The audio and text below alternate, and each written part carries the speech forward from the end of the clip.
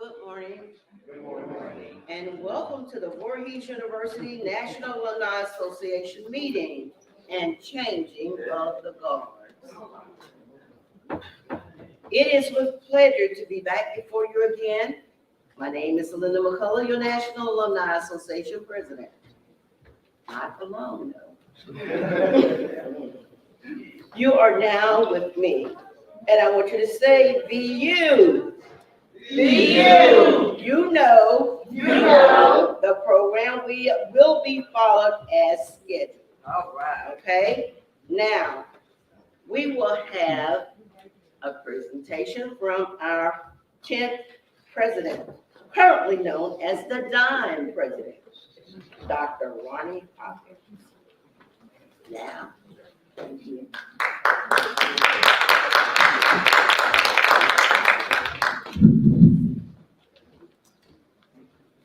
Thank you, Trustee President McCullough. And happy homecoming to everyone. Welcome home. Good to see you. And I do have a PowerPoint to share for you this morning. And yesterday, in fact, riding around campus, I saw this ton and barrage of men of Omega Psi Phi fraternity. And I said, you know what? It must be homecoming up for you. It must be homecoming. It was a beautiful sight, absolutely. So welcome, everyone. Glad to have you home.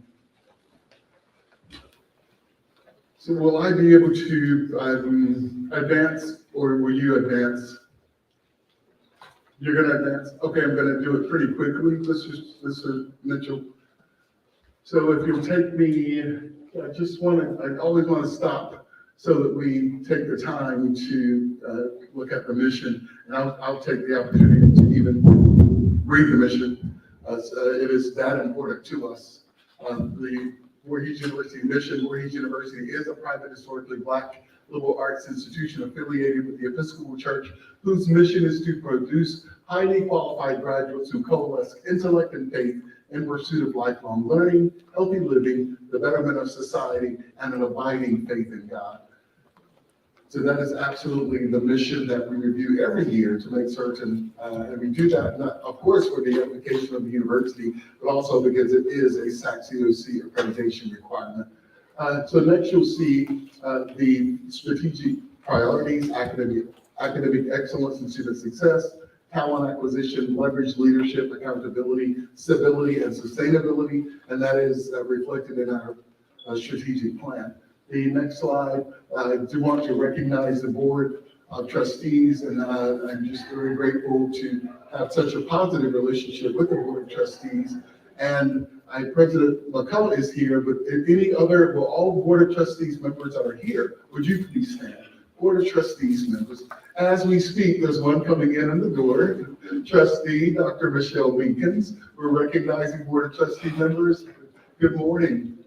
So thank you, and I think we need to give them a round of applause. Because it is not for the faint of heart. It is not how you think that sometimes with these positions that we volunteer for. Remember, sometimes you're not being paid, but people expect that level of work from you. And so sometimes you have to remind people, you know, I'm volunteering to do this. So Trustee McCullough is very clear that she's very happy to step down, but she's still going to be on the board, I hope. So that's going to be the case. So next slide, The executive cabinet and senior leadership wanted to make sure that we introduce all of those folks. Dr. Demara Hightower Mitchell, she is not with us today. She had a family emergency, but if y'all would come up so that everybody could see you that way,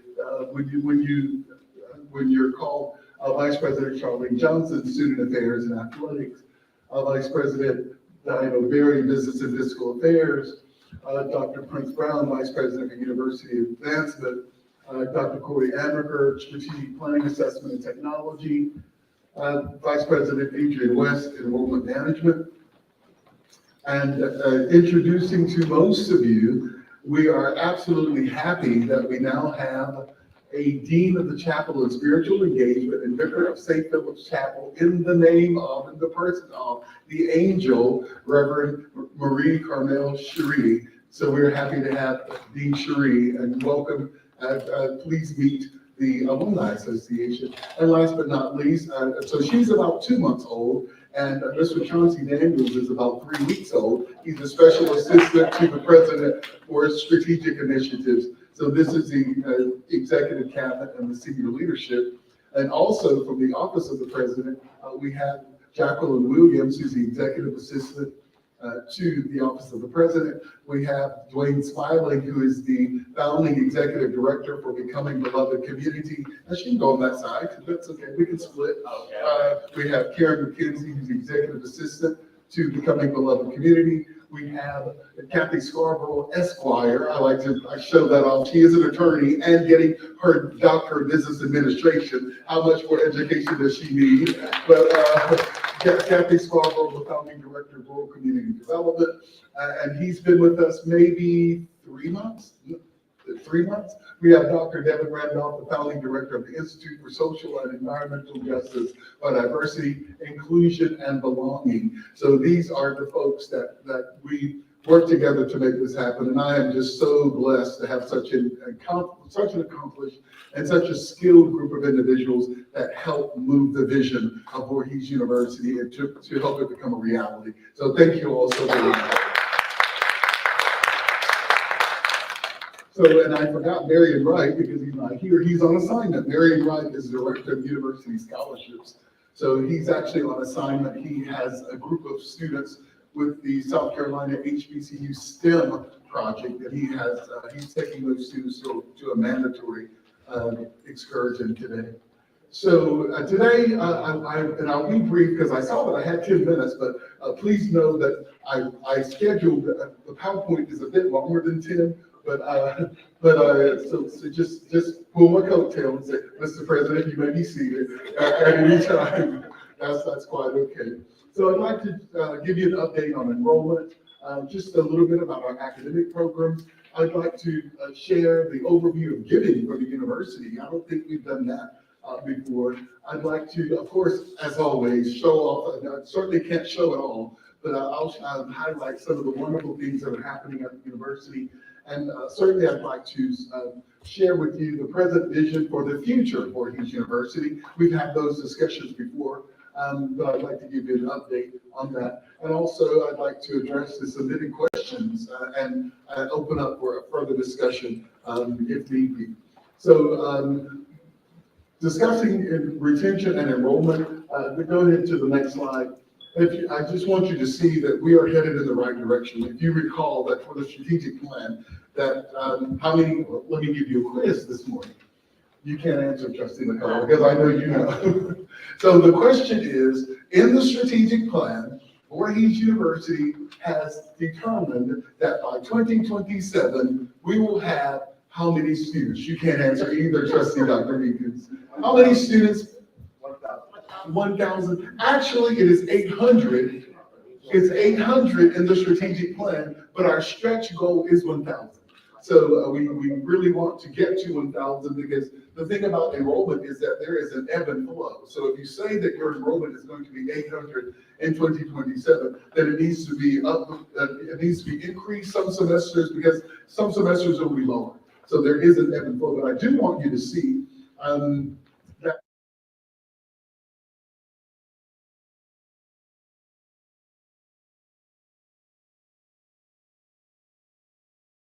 89 students that live on campus, and that is really exciting. So if you look at 2019, there's a thing that happened just after 2019 that closed the world and changed the trajectory of higher education and the world called COVID.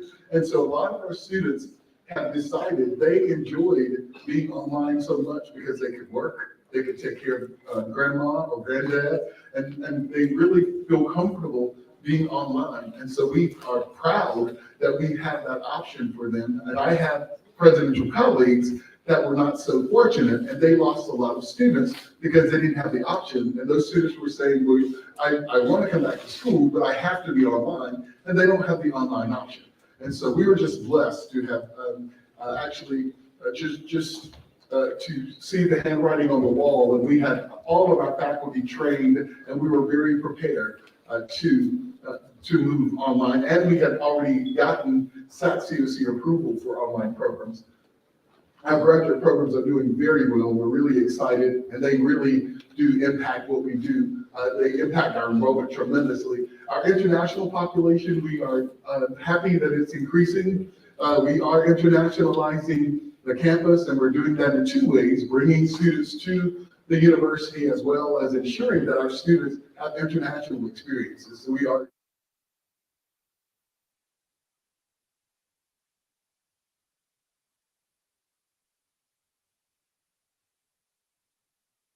take a look back to 2019 that we have surpassed the pre-COVID enrollment. So that's what we are trying to that's where we're trying to go. And then if you'll take a look at the bottom line, we're at 479 full-time students, and that's something that we're working on as well. So we certainly want to ensure that we have the maximized full-time equivalent students at the university.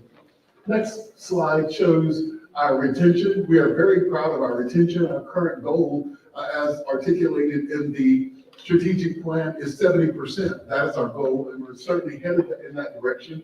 So you see that we're at 63%. And so when we say retention is a first-time freshman in the fall returning that next fall. That's retention. And then persistence is another thing, but we're happy about our retention rate. Next slide. So if you take a look at our persistence rate, that's all of our students, and that's moving from one semester to the next, 1 year to the next.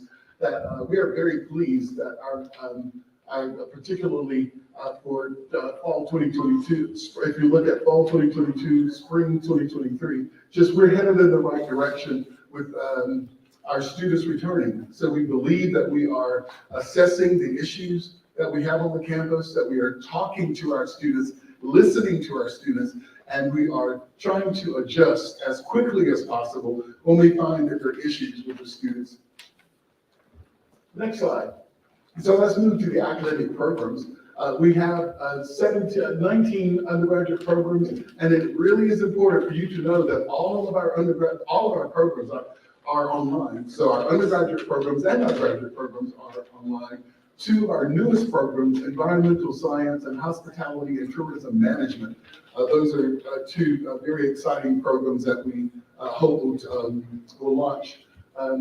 We'll bring new students to the campus, and certainly the hospitality tourism management program. I'll talk a little bit more about why that particular major is extremely important for the university a bit later. Our graduate programs, we are delighted that we have a Master of Education in Teaching and Learning. So you know that we just got that program about 2 years ago. Shortly thereafter, now we have the Master of Business Administration in Data Analytics and in Human Resource Management. We are excited that we'll have our first cohort of students in the spring of 2024. So in January, we'll have the first group of MBA students.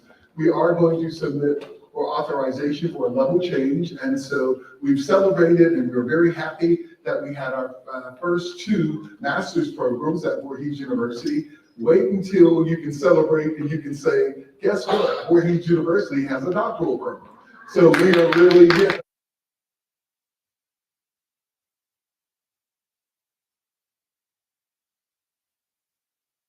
As soon as we are approved, I'll let you know. Next slide. We will take a moment to celebrate So your first master's degree graduates graduated in May 2023. So these 7 individuals, and that's Dr. Whitney Green, the Dean of Graduate Studies, these 7 individuals walked across the stage as your first graduates from the master's program at the university, and just another live shot of them. There they are, really, really happy and very, very excited. And then another shot, I think. So celebrating excellence among us is really important to let you know that we are diligently seeking support for the university. Funding is a challenge at all institutions, particularly HBCUs and particularly private HBCUs. So we celebrate actually being a member in July of 2023, the UNCF awarded Voorhees University out of 37 private institutions and a number of public institutions. We were awarded the Transformation Award for Institutional Excellence from UNCF. I think we need to take just a moment and applaud that effort. Voorhees University, out of 37 HBCUs from UNCF and a number of Thurgood Marshall, which are public institutions, and it was Voorhees University that rose to the top. And so we are very, very proud of that, absolutely. But we are happy to, certainly we talked about this a bit, but we certainly honor and recognize the late Senator John Scott, who actually the story goes, and we just really were granted the funding probably a few months ago even, but Senator Scott and I have been in conversation probably for 3 years with Dr. Brown about this effort.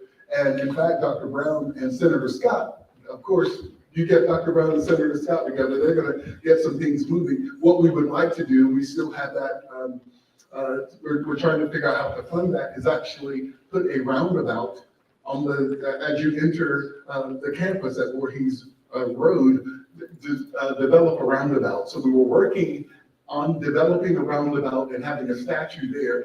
And there were lots of complications, and so Senator Scott moved to provide just the seed money for us to have the statue of Elizabeth Evan Wright. And so that's where we were. So it was Dr. Brown and then Ms. Sarah Simpson that followed up on it to get us the funding that we recently received. And so again, a rendering of the statue. Next slide, you'll see the statue. And when you come back in April for Spring Fest, we pray that the statue will be erected in April when you come back for Spring Fest. And so the location of the statue will be just to the right of Academic Circle. When you make the right into Academic Circle, just beyond the Dawson Center. So we really are excited that that's really going to happen. Our university deserves to honor our founder in that way. The next slide. We certainly recognize Dr. Catherine Whitaker, who's Dean of the School of Business and Entrepreneurship. She's a member of the class of '98, and she's not here today. So Trustee, you need to get her because she needs to be in the National Alumni. She can be very active in this body, so you need to get Dean Whitaker on that. We're happy that she was actually able to garner a grant in the amount of $120,000 from USDA Rural. We are really happy about what that will do. That particular grant is designed to provide support for our community in particular, to ensure that they have business plans, that they are able to be supported as much as possible. So we certainly congratulate Dean Whitaker in her absence. Also, we'd like to congratulate, next slide, Dr. Corey Amaker, who is in the second iteration of an award, the Minority Serving Institutional Partnerships with U.S. Department of Energy. We were blessed to have the Undersecretary for the Department of Energy visit the campus about 3 years ago, and she was determined that she was going to support Voorhees University and all HBCUs in the state of South Carolina. And so the particular grant that Dr. Amaker is the PI for is about $350,000, about $380,000, and that's to engage in artificial intelligence on the campus. And one of the things that we're considering is actually doing a robotics house, to have an electronic house and a robotics house in the neighborhood. So we're looking forward to that possibility. The next slide shows that our very own attorney, Kathy Scarborough, has, I guess now it's been a couple, maybe 2 months, but $500,000 for the HBCU Health Discovery Grant, and from the South Carolina Center for Rural and Primary Healthcare. And Kathy, stand up so we can applaud you for that. Thank you, Kathy. She hates it. She absolutely hates attention like that. And she would absolutely be very upset if I didn't say that she has a grant writing team, and she loves to say that because she is very true. We work together as a team. We don't do things in isolation, and it's not about us individually. It's about us as a team working together. But thank you so much, Ms. Scarborough, for that. The next grant, our provost is out today. She has a family emergency. Please pray for her and her family. But we are very happy that she has garnered the Teacher and School Leaders Program, and we have now engaged, for those of you from Fairfield and Georgetown counties, we've now included you in our Center of Excellence, and she received the Department of Education Award in the amount of $26 million. So we really, really are proud of that. So this is a wonderful, wonderful place for me to stop and to say, please inform all alums that when we get a $26 million grant, that doesn't mean that you should not give because Voorhees is doing so well. Because those grants, all of those grants that I mentioned, they are for absolutely specific purposes. And if we don't use them for the specific purposes intended, I know you have a good-looking president, but he doesn't want to wear orange every day, and he doesn't want to wear black and white stripes every day either. It is a federal crime in most cases, if there are federal grants. It is a state crime. And at any rate, you understand my point. We cannot use that to pay the light bill. We cannot use that to do anything other than what the grantor, and usually these are state or federal agencies, we have to use those funds only for those purposes or somebody's going to jail. And guess what? It ain't gonna be Ronnie Hopkins. And yes, I have a PhD in English, but I can say it ain't gonna be Ronnie Hopkins. We are absolutely good stewards with our money, and it is demonstrated by the Department of Education because we have our program managers meetings quarterly, and so now we are probably up to about $100 million in the Center of Excellence alone for education, but it is because we're good stewards of that money. Absolutely. I just wanted to make sure that everyone was aware of that. So it's giving time I know at my church, by the way, Church of Baptist Road, when it's time for offering, the pastor will say, it's giving time, and by the way, everybody will applaud and get all excited about giving. So I hope you will join us and get excited about giving. But I do want you to see the giving trends at Voorhees University, because sometimes it really is important for you to see the numbers. Numbers do matter, and they absolutely do matter. So I do want you to see, especially the giving for the alumni classes and chapters over the last few years. And so just last year was $238,000, which is a bit down from the previous year. And in fact, most years except for 2018. So giving is down overall for classes and chapters. The National Alumni Association giving is down. We received $8,750, 2022, 2023. But you can see 2021, 2022 was a great year. It was headed in the right direction, but we were down last year. The Board of Trustees is headed in the right direction, and we challenge the Board of Trustees as well as everybody else, the Board of Trustees to give and ensure that their giving is, in fact, they have required giving. That has to be done. What we, the president, is a part of a member of the Board of Trustees. We have a mandatory minimum that we have to give. And the executive cabinet, I'm so proud of the executive cabinet because we're headed in the right direction also. So I say to my executive cabinet, you can't be an executive cabinet member at Voorhees University if you don't give to this institution. Now, we need to give more, we need to think about the giving levels, but certainly we need to say that everyone is giving. It is absolutely important because there are entities, when Dr. Brown and I go out, as we're about to do in a couple of weeks, when we go out to try to raise funds, they want to know, what is your faculty and staff giving? What is your board giving? What is your alumni giving? People are not going to give the Voorhees University because they interpret that as, if your own people don't believe in what you're doing, and they're not contributing, why in the world should I? And so that's a hard argument. I mean, it's really an argument that I can't. So this is a wonderful time for us to have a discussion about that today. Next slide.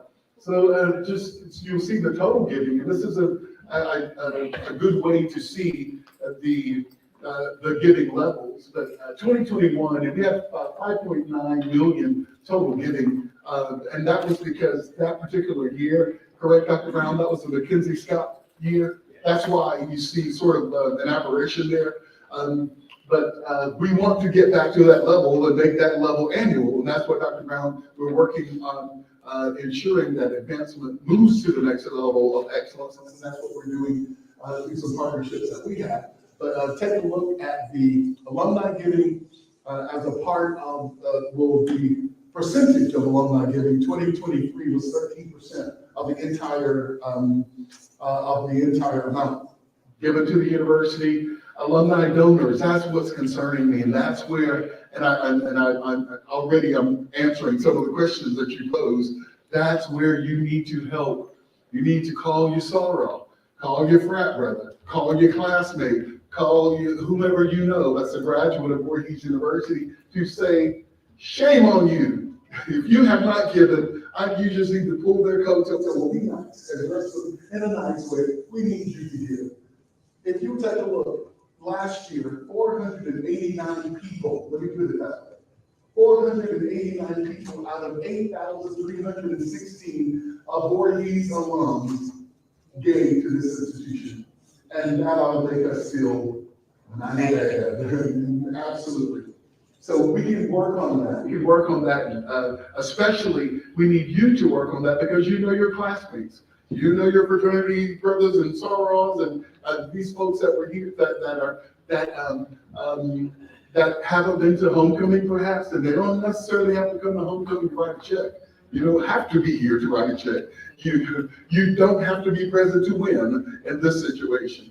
And so we really, so look at the overall percentage of alumni donors. 5% of our alum give. 5.8. I'll put it as 0.8%. 5.8% of our alums give. So that's something that we can work on. We need to work on that together. I hope all of the chapters, I hope that you have received the invitation from Mr. Fell, because what I want to do is visit every chapter. And where are our Greenville folks? Are our Greenville folks in here today?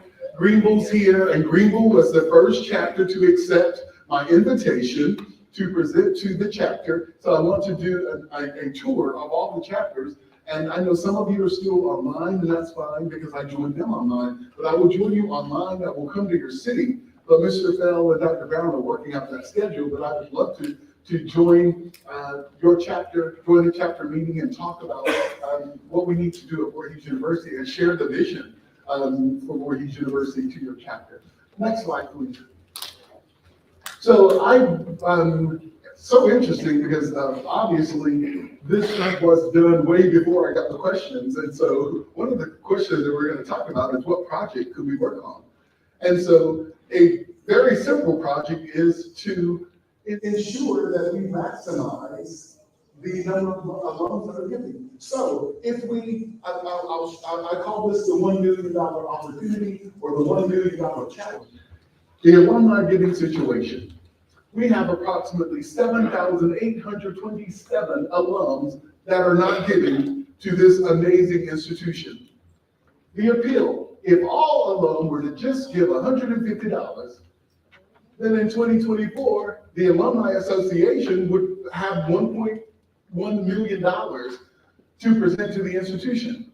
This is absolutely a model that several other institutions have used. It's actually the model that UNCF used when actually Dr. Michael Lomax, when he took over the leadership of UNCF, he found that it was the individual donors that were not getting to UNCF, and that's how we expanded the amazing amounts of money that they get for UNCF. So this is a challenge to the Alumni Association. And we'll work together to decide how is that going to happen.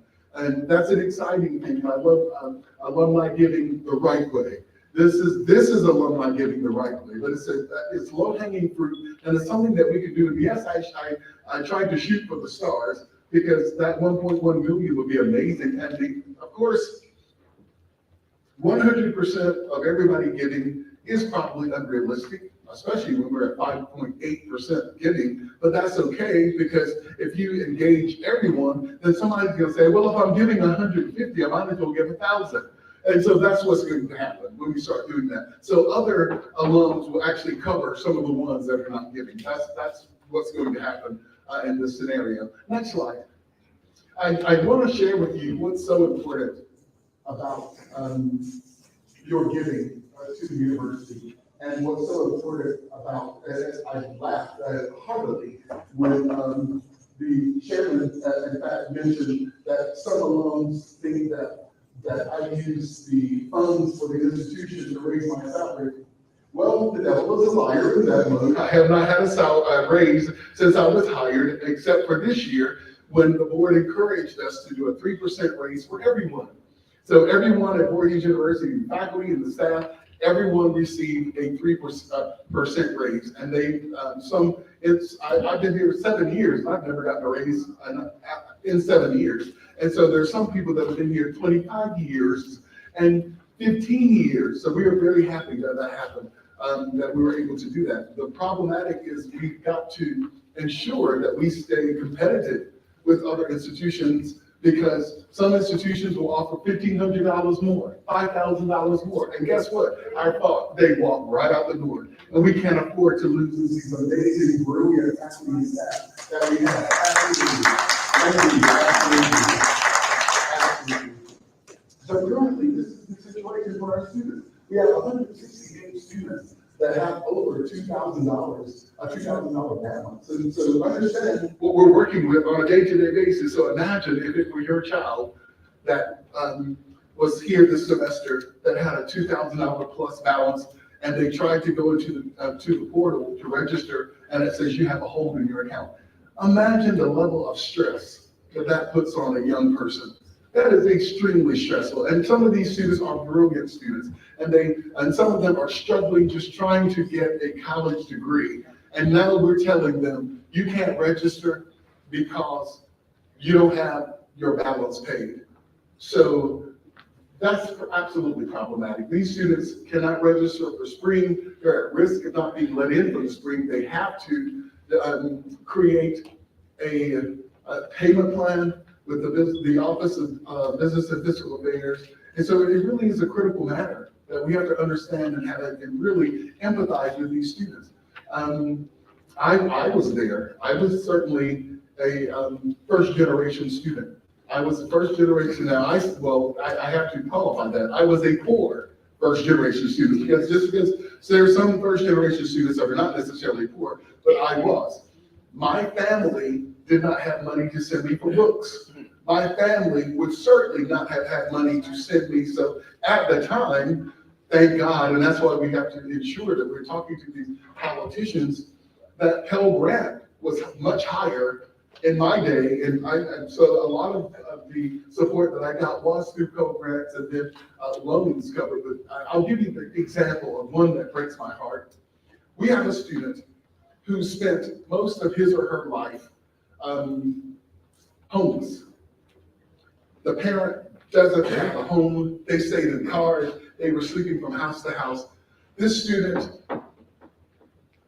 applied for financial aid. This student got the maximum financial aid, a maximum Pell, the maximum scholarship, and still this student owed about $4,000 to the institution. And we are we have the most affordable tuition in the nation. So imagine a homeless student. What support do you expect him or her to get from his family. And so it's a dire situation, and if we don't, now that student were at another institution, they would simply say, I'm sorry. There's nothing we can do. This is your financial profile. You have, or some of them will say, why don't you try a bank? Why don't you try applying for a loan at a personal bank? Are you serious? I was a child, if the child was homeless, then explain to what bank is going to give a loan for this student. So it really is important that we embrace our students and we understand their situations, and that we're not going to let any of this 168. I'm declaring at this moment, I'm declaring that we're going to find funds to support these students, but it is absolutely necessary that we keep every student that wants to be educated at Voorhees University at Voorhees University. And the team over here is very dedicated to assisting us, and we need you, our amazing alumni, to be as committed as we are. Another situation, we have 10 international students that are at risk of because their scholarship was not renewed. The agency simply said, they gave us the scholarship money, we brought these students here, and the agency said, we've rethought our relationship, and we don't want institutions offering scholarships. That is devastating. So imagine being a student from another country, even here, and you don't know how your tuition is going to be paid. This is, imagine again the stress, the pressure that these students are under. We've got to do something to help these students.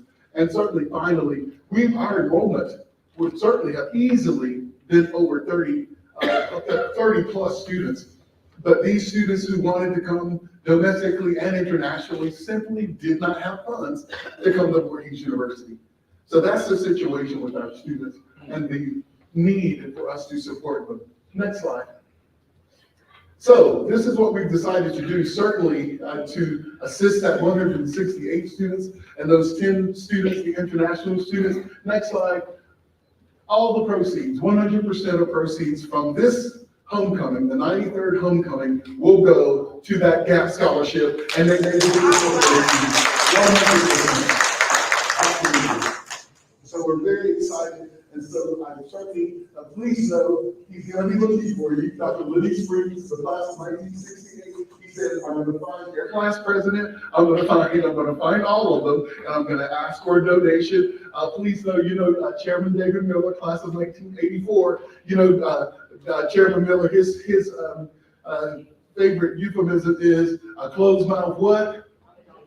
And as he says, a closed mouth don't get fed. That's what he said, is absolutely. And so he's going to be asking, of course, Dr. Brown and his team, they're going to be going around. And so that QR code that's all over the place, please, particularly, so when you're in the Grove, when you're in academic circle, when you're at the basketball game, so when you see your Sarah, say, hey, Sarah, good to see you, happy homecoming. Have you given?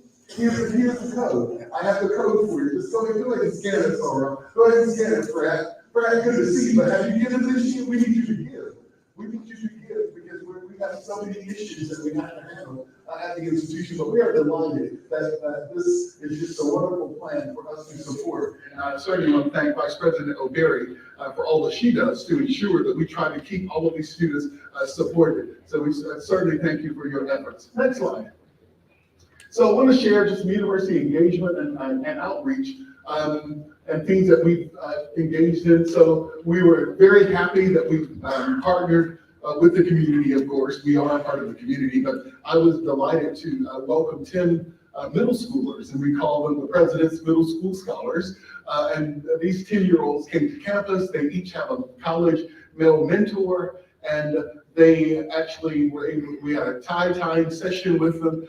We had a wonderful conversation with these young men, and their delight was to just have lunch at the president's house, and who would think that would be the exciting thing. Then we took them to a game. They were so delighted, the parents were so delighted just to know that Voorhees University cares. So next slide, it's really important for them to know that we are just not a part of the community that's to the left or to the right. We're in the center, and we are a part of this community. We absolutely are. So that was a delightful opportunity. And yes, indeed, Trustee Dr. Meekins, we are going to immediately have we're going to have a program for women as well. Absolutely, yes. Next slide. So we were very happy to have a town meeting. President Lawrence Elvin Sanders, SGA president, facilitated that meeting. It was very organized, and students had the opportunity. I believe in hearing students' voices. I am certainly not one of those, in fact, that's probably how I got this job. And I told you that I listen. I listen to people, I listen to students. It is extremely important to do that. So we deliberately have a town hall meeting at least once a semester, and then we have, I meet also with other student groups as focus groups, because I need to hear from them what's going on so that we can make some changes. Next slide, you'll see just another shot of the town hall meeting. And next slide, the pre-alumni council, we're excited. Where's Mr. Fell? He was in here somewhere. Mr. Fell is the advisor to the pre-alumni council, and I mean, you can applaud him, please.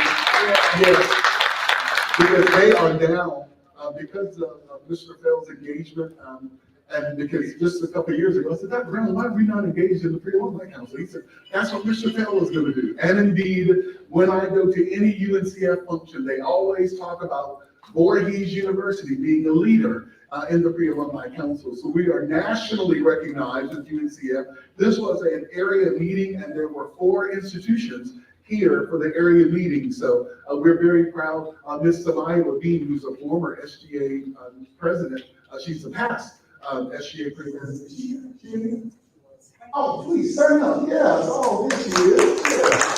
Yeah. She's a brilliant student. She's a immediate past SGA president. Now she's president of the Pre-Alumni Association, and she's a member of the illustrious Zeta Phi Theta Sorority Incorporated. So we certainly are very proud of her. Thank you. Next slide. I listen to students. This is the President's Student Advisory Council, and boy, when I listen to them, they tell it all. There's nothing that they want to, the good, the bad, the ugly, but they certainly tell me anything that's ugly that I need to know. Whether it's with something in the living and learning facility, whether it's something in the cafeteria, if it's a faculty member, I'm gonna find out, and I need to know, because the folks over here will make it happen, but I need to know so I can be on the radar, so it's certain that we get some action. So these brilliant students I meet with them monthly. Next slide. And this is our initial meeting. Actually, we had dinner and a meeting at the president's house. I do a lot of student president house things. Next thing, the annual UNCF corporate luncheon, we were delighted that we exceeded our goal. Our goal was 20,000, we raised 21,000. This is required by UNCF as a member of UNCF that we have some kind of fundraiser, and our fundraiser is an annual corporate meeting. So yes, we exceeded that. We're very happy. It was delightful to see the 8th president, I had to count, the 8th president of Voorhees, Dr. Cleveland Sellers, was there to support. So that was quite nice. Next slide. We have reinstated Voorhees University Days. Of course, because of COVID, a lot of churches were not meeting face to face, and a lot of churches were not, they just probably in the last couple of years, we just stopped doing that. But Solomon's Temple, we were with trustee Reverend Dr. Solomon Jackson, who's the senior pastor and founder in Columbia. And the next slide, we're in Denmark at Rome Baptist, and we had an amazing time. And so we have certainly a litany of churches and Voorhees University Days to ensure that the community knows that we care about them. Again, that we will take the time to come to them to share. So we're very, very happy about that. Next slide. And I will mention, though, that trustee Reverend Dr. Solomon Jackson, actually, as the residual from that visit, has given the university a new charter bus. So we are very happy about that. Very, very happy. It's so needed because of our athletic schedules than just having one charter bus. So it's wonderful that we'll be getting that one. So it's being wrapped as we speak. I was blessed to be at the 233rd annual convention of the Episcopal Diocese of South Carolina and St. James Island, and to present to that body as I do annually. It's really important to keep our ties with the Episcopal Church and be on the lookout because we're going to celebrate that in 2024, we will be celebrating 100 years of affiliation with the Episcopal Church. Let's give God some praise. Next slide. And that's just a couple more slides, and of course, under the monthly bishop group. And breaking news once again, and I think all of you probably know this by now, but we are excited that we have moved our athletic conference to the Gulf Coast Athletic Conference, the GCAC. And I want to show you some of the teams we're going to beat on the next slide. We're going to beat Dillard, Fitz, Oakwood, Philander Smith, Russ, Southern New Orleans, Talladega, Tulu, University of Virgin Islands, Wilberforce, Stillman, Live, and others, just the teams that we're going to look. We're going to look at we have Coach Dave Williams in the back, so let's recognize him. He's hired. This is his first year as a men's head coach for the basketball team, so congratulations, Coach Williams. Absolutely. Other coaches, are there other coaches in the room? Okay, gotcha. So a present vision for the near future of your Voorhees University. Next slide. So this is Denmark. This is Voorhees. So of course, you're not unfamiliar with any of this. We got to do better, and we will by the grace of God. But by the grace of God. Next slide. So we want to take that Denmark Olar Elementary School, and it's going to become our Becoming Beloved Community Center. That's what we're looking at, absolutely. So the individuals that represented the Becoming Beloved Community Center, it's really important that we have these units in place because they are strategically and systemically designed to ensure that we connect with the community. So that's really important. Next slide. And so we certainly want to ensure that we just keep the identity of the community. So we want to ensure that there's a museum in there, similar to the museum that we have in the Wright Potts Library, but we want to get photos of individuals when they were at the elementary school and at the high school and at the junior college, so that we can have that and they can just go to that location and always be able, there's a tangible presence for Voorhees there. So we're excited about that. The next slide shows the reason we have to do this as a university. So it's changed over the years, depending on who's in office, or which administration. So from promise zone to empowerment zone to opportunity zone, the bottom line, it means that we are poor in this county and poor in this city. And this is by federal designation, one of the poorest in the nation. And so we have a responsibility, of course, at Voorhees University to take the lead in making certain that we uplift the ambition of our citizens in this community. Next slide. So we certainly want to erect, this is vision, a new building, the Voorhees University Campus and Community Center. It may not look like this, but I want you to get to think about what your Voorhees University can look like and what it can do. And so we certainly want to ensure that we have university shops as business incubators so that individuals from the community can come in and so that they're able to start their businesses, and we're able to support them through our School of Business and Entrepreneurship, because some of them have absolutely wonderful ideas, they have absolutely a lot of energy, but they don't have the know-how to run a business. It is our responsibility to provide them the support that they need. We're certainly looking forward to honoring our veterans in a different way, and by establishing a Veterans Resource Center in this facility as well. As you well know, there's not a movie theater in, I guess it would be Columbia or maybe Augusta. And so we wonder why children and youth in this area sometimes stray, because they just don't have the support that they need. And we believe these kinds of things, the movie theaters, the skating rink, the bowling alley, who will open it, of course, to community citizens, of course, our own students, to help us with our retention. Because how many students will we hear say, it's boring. So we're going to make sure that they can't say that it's boring at Voorhees University. So this is certainly something that's going to help us do that. Certainly, SGA offices will be there, the Division of Student Affairs will be there as well, with food court, scholarship office, and the like. What's next? The University Suites Living and Learning Community. So as we are moving ahead on our trajectory to have 800 to 1,000 students in 2027, we've got to have somewhere to put them. And so we are being very methodical in analyzing our enrollment and making certain we keep our finger on the pulse. And so we want to be certain that we have the wonderful problem of having to need more housing, but we want to be ready. And so we definitely want to erect a new living and learning center on the campus. Next.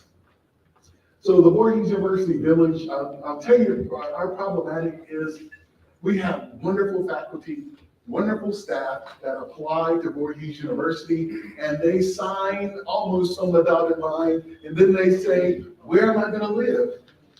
And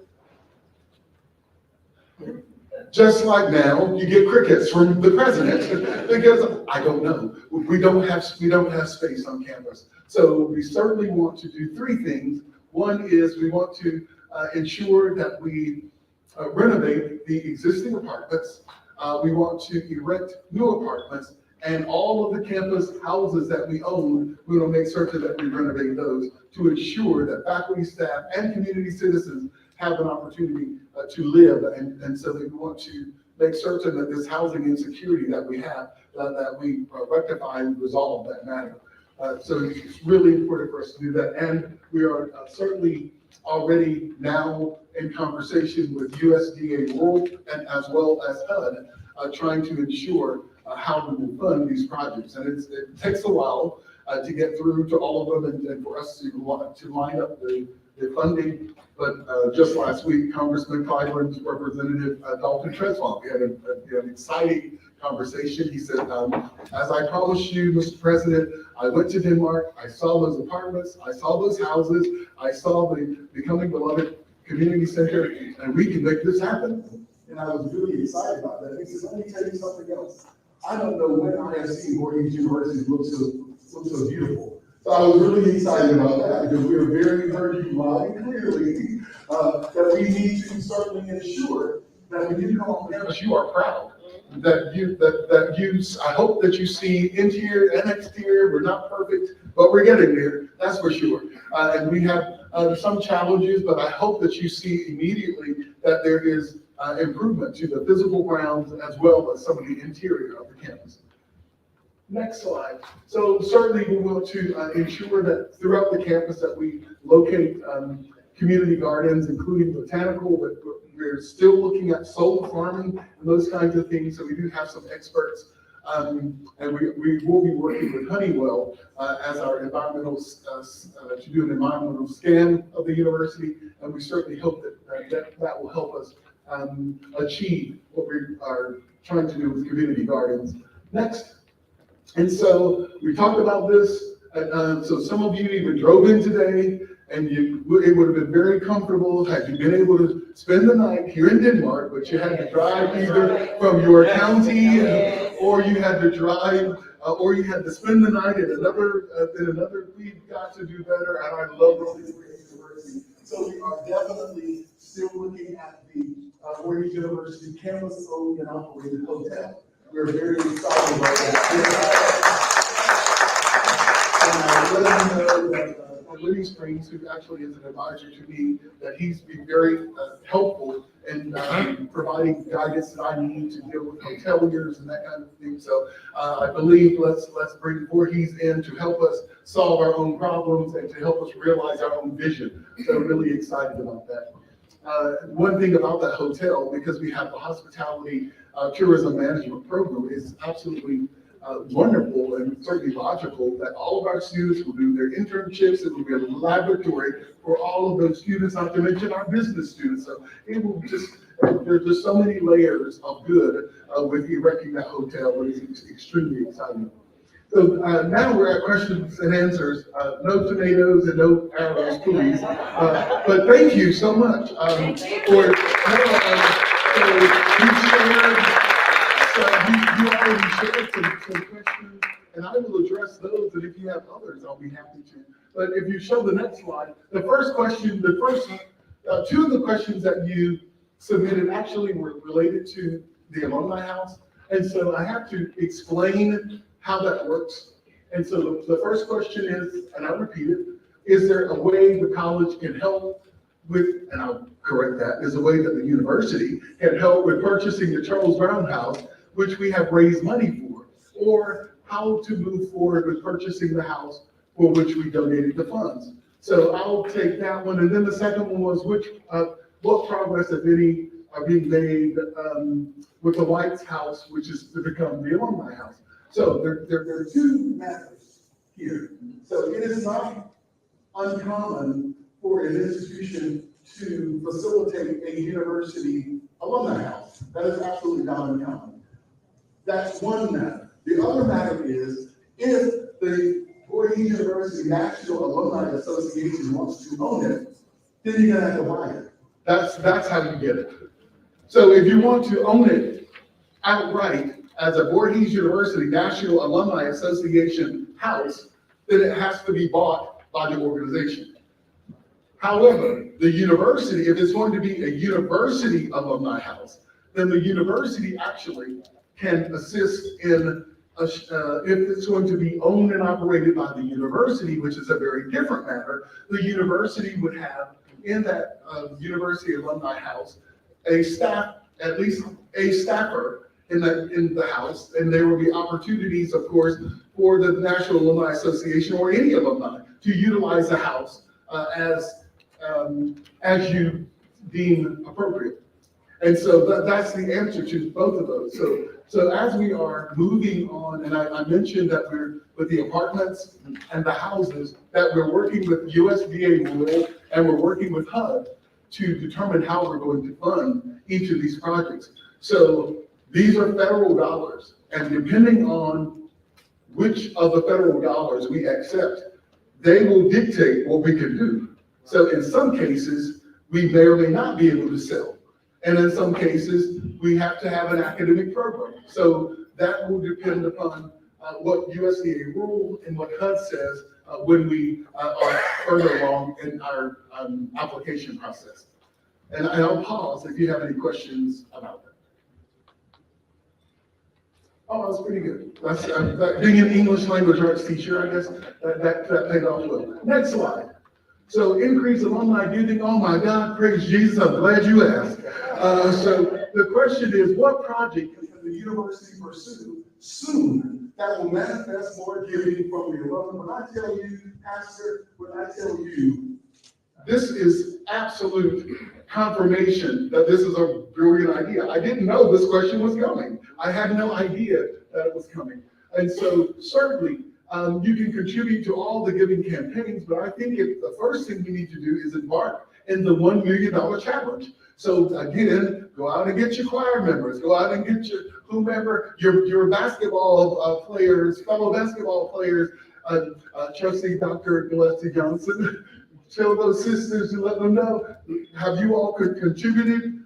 And so that's one major project that we could move on that. And by 2024, your contribution would be absolutely amazing. So that's one project that we could use. And then of course there are additional campaigns that we're doing. So you saw all of the projects that we're doing. So each of those projects, there will be a campaign for the capital improvement plan. So each of those projects, there will be absolutely an opportunity for individuals to donate. Let's say if somebody is really, really, really excited about becoming beloved community and social justice and impact, and they want to donate directly to that issue, then certainly there will be an opportunity to do that for each of those projects.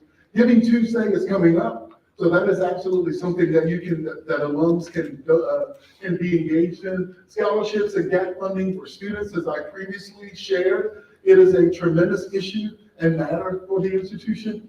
The Elizabeth Evelyn Wright statue and plaza, and I deliberately wanted you to see the plaza because we have, and I deliberately said seed money. You do know it's going to cost more than $100,000 to erect that statue. So we've got the statue, then we're going to have to do the plaza, then we're going to have to do benches, and then so there are a number of things that we're going to do. So you have an opportunity actually to have your name on the plaza.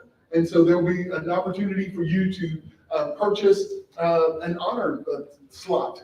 And so that you can, in perpetuity, I think we said, Dr. Brown, that your name, you're someone that you want to dedicate that to, it'll be there forever. And everybody that goes to see Elizabeth Ellen Wright, they will have the opportunity to see you. And so that's something that we're going to do in short order and get that out to all the alums.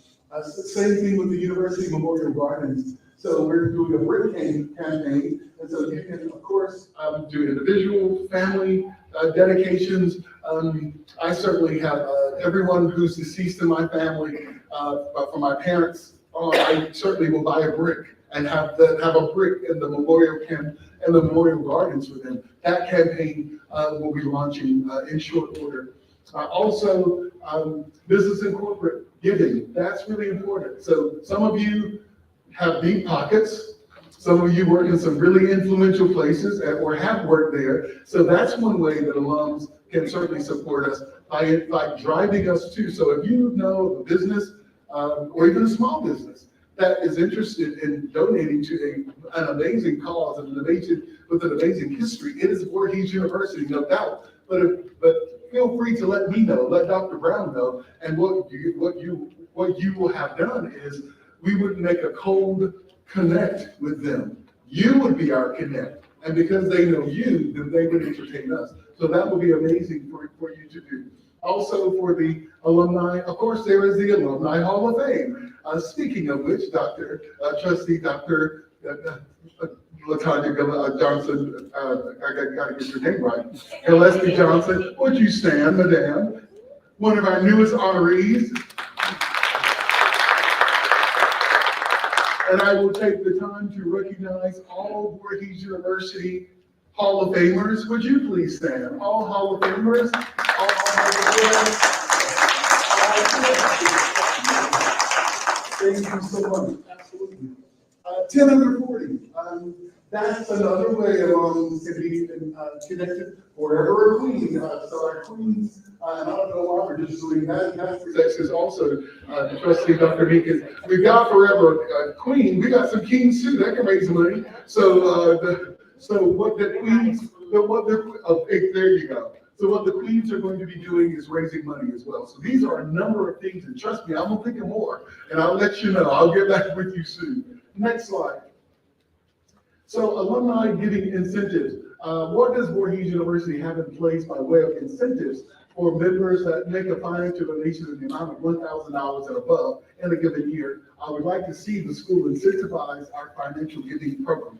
So Dr. Brown and I, we are currently and the entire team at University Advancement, we are engaged in the UNCF Teaching and Learning Center Philanthropic Institute. And so we are learning much more about maximizing what we need to do to operate. In fact, the team was here about a month ago to analyze for the university our capacity in giving. And so we really are excited about the direction we're going into. So this will be a question that we'll ask them. And I know we got a lot of pastors in here, but as the word says, there's nothing new under the sun. So when Ronnie Hopkins thinks he's doing something all new, trust me, he ain't. So this is a question that we will pose to them to say, what about our smaller givers? So of course, when we have donors that do $10,000 and et cetera, but what about people, and it really is important to recognize and incentivize people that give $1,000. That is important. That is absolutely important. And so we will find that out absolutely indeed. And we will share that information, but please, that question is an excellent question, and we will be on it. The next question, how can the alumni assist in obtaining corporate sponsors?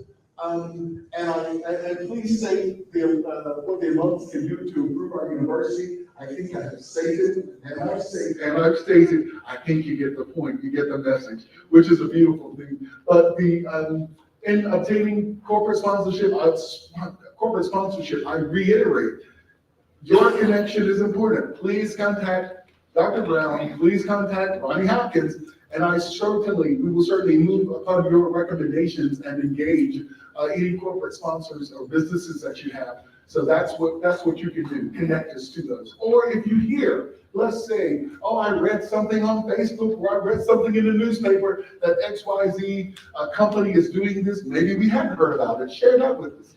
I absolutely would embrace that. What's the next question? Is there a timely follow-up plan for prospective students referrals from alumni? Well, I certainly hope there is, and if there's not, that's a problem. But I'm going to ask Vice President West if you would share with us what that process is for when an alumni submits a referral. What's the process? Can you share that with everyone? Good morning. Just real quick, we do have our Director of Recruitment and Admissions in this room as well, Mr. Wanda Hayes, if you would please stand. But as it relates to referrals, when you make that referral to our office, generally we have someone directly move on that student as quickly as possible by phone call and or email for a follow-up, and then we'll continue to follow that student up. In some cases, we'll reach back out to the alum to also assist us if necessary, and to inform them what we're doing as it relates to that student. Thank you, Vice President West. So I heard that in some cases, so I think in some cases, we should reach out to the alum if we need assistance with the student, but every referral that the alum should know the status. And so let's make certain that that's a part of the protocol. That every alum, when an alum refers a student, then they are sent an update on where that student is. So that should be a part of the protocol. So we can certainly work that out. And his efficient team certainly will be able to do that. What's the next question? And I think this might be, oh yeah, this is a very interesting one. So how would you rate the performance of the National Alumni Association as well as any alum? So I can't really do the any alum because I love so many of you individually so differently. So I can't really just know that for individual alums, I love you, love you, love you. That's a different thing. But for the National Alumni Association, I was able to offer some ratings on them. So one thing I thought, and it's amazing, and I can see it on your faces, and I feel it in I just feel it when I embrace you, that it is your rating for love for this institution is exceptional. And that's a beautiful thing. It is really exciting that you love this institution and that you really care about it. And so that's amazing to me. Moral support for me, I rated that as exceptional. I know some of you have got to be praying for me, and I truly appreciate that. But the moral support is I say that you say, and I say that in a flippant manner, but I'm very serious because when I engage with my presidential colleagues over the country, can be a very different situation. I have presidents that say, I'm going to my campus so I can submit my letter of resignation because I can't take the board another day. Or I have some that say, I'm going to my office, I'm going to my hometown to submit a letter of resignation because that alumni, I'm not dealing with them another day. It is true. It's absolutely true. And I can name several in the last few months that have resigned because of the being at odds. So that I feel very blessed. I feel very favored. I feel very honored to serve in this position and to have a wonderful relationship with the board and a wonderful relationship, I think, with the alumni. I told you when I was hired, certainly initially, that the good, bad, or the ugly, that's what we're going to talk about, that I would be available to you. If you text me, if you call me, if you email me, I certainly reach out to you. I don't consider any individual too big or too little. Any alum that reaches out to me, I respond to them. And so I absolutely try to do that. And so I think part of our, what I did give satisfactory and not exceptional for communication, because some of the things that we're talking about today, I think we need to have more communication. You need to have in your alumni chapter meetings. You need to make certain that any questions that you have, I can address you in a small setting, because there might be specific issues related to your chapter that might not reflect the entire association. And I'm very happy to address those issues. And certainly, I'm very happy to help resolve those issues. And certainly, you do know me by now that I am not a person who thinks he knows it all. I know a lot, or you would have hired me. But I don't know it all, and I certainly am open to your recommendations. I'm open to listening, and I think that is really important as we move forward. And finally, definitely funding needs much improvement across the board. Absolutely, funding needs much more improvement. And I think that was the last question. Madam President, are there other questions that I can entertain? Yes, sir. My question is, can we obtain our master list that's updated on all the months and workings? Because what we've been getting in the chapters is just set to match and then getting everything back. Dr. Brown, that's your question about the alumni roster. So you can just, you don't have to explain it. The question is it updated and can that be distributed to the chapters by chapter, the names of them? That's something that can do. Thank you very much. I'm Reagan Singleton, Midlands chapter. Other colleges and universities, I'm hearing that they are leaving funds to their colleges and universities in their wills. We all have wills. So that's should be something that's a part of alumni. We don't want to think about that, but that's inevitable if we want to take care of our universities.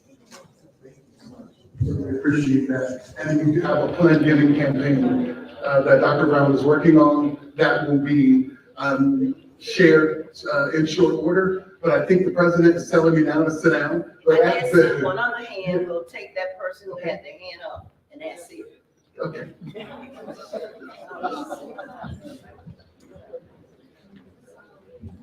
This is a quick suggestion, not to say that you're not doing it, I'm not 100% sure. Christine Linden-Moore, class of 78, Charleston chapter.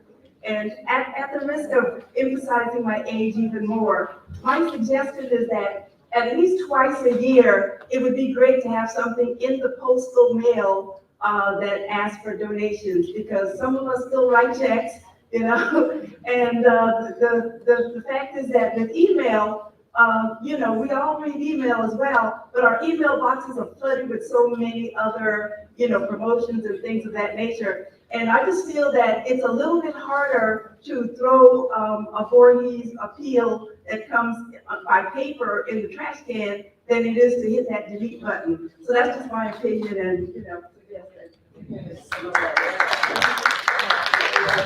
So thank you. And the response to that is absolutely, we do have a mailing campaign, and that will remain a part of what we do. And just a couple more slides, and then I will definitely take my seat. Just veterans, if there are any veterans, would you please stand to be recognized? Thank you.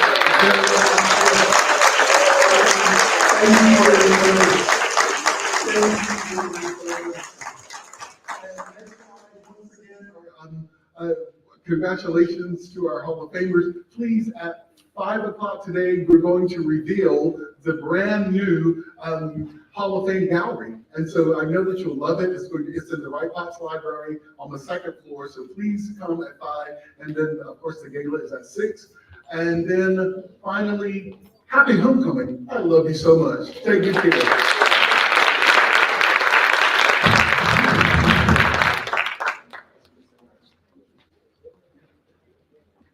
All right, we all heard that our president said he didn't want to be in an orange jumpsuit, and we're not trying to put you there. But we do need to get to where we want to be. And that needs to be making money and all of us work together. So our theme that we've had all year long has been, we are better together than apart. So when we work together, we can get a lot done, but if we're apart, it's hard to get anything done. So let's work together so we can get all these things that the president has mentioned, okay? Now, in my haste to get this meeting started, we did not have a whole lot of people here on time, and I'm just saying that because I skipped some things. So we're gonna go back and make sure that we recognize what we should have recognized in the beginning. So first of all, is Dr. Willie Abney here? Okay, Dr. Willie Abney, come on up, because we need you. He's not here? Mary Hauser, come on up and do that prayer.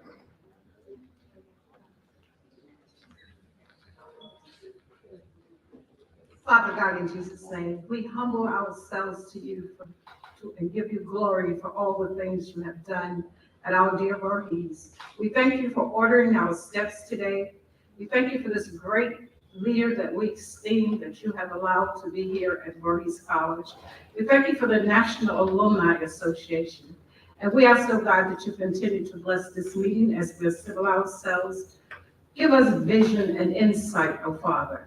Give us, oh God, as you have us to obey you, let us obey the vision that we have for Voorhees University. And we give you praise, honor, and glory in Jesus' name. Amen. Amen. Okay, not only did I forget the prayer, but Mary, come on back up here so you can do the adoption of the agenda. We'll follow things in order. Madam President, I make a motion that we accept our agenda as written. Thank you so much and have a great day. Second. Okay, good. Thank you. It's been moved and second that we move forward. All right, so now we said that we're gonna need the roll call, and that will be Marvetta Megan Smalls.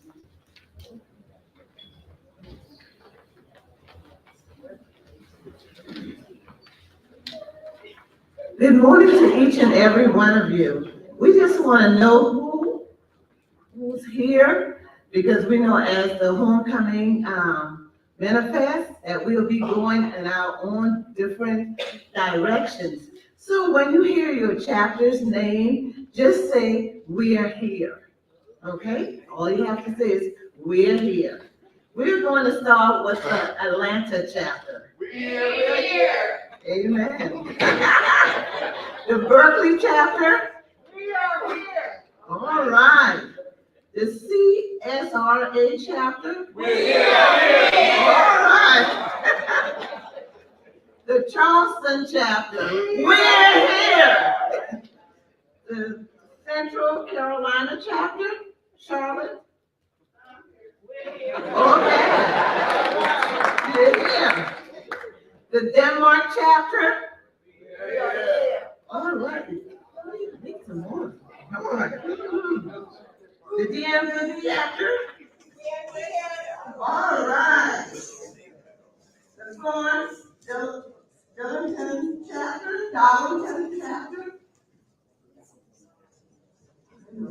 There was one here. They were set it up. The Georgetown chapter. We are here. All right. The Midlands chapter. We're here. Newberry. The online chapter. We are here. All right. The Piedmont chapter. We're here. All right. Philadelphia chapter. We are here. All right. The Sumter chapter. All right. And the tri-state. We're here. All right. We welcome everyone here. Thank you. Thank you, Marvetta, for that, and we do appreciate it. And thank all the chapters for being here. All right, we will continue.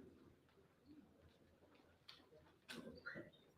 We did the questions, now the institution advancement. Dr. Brown, is he still here? You stepped out? Okay.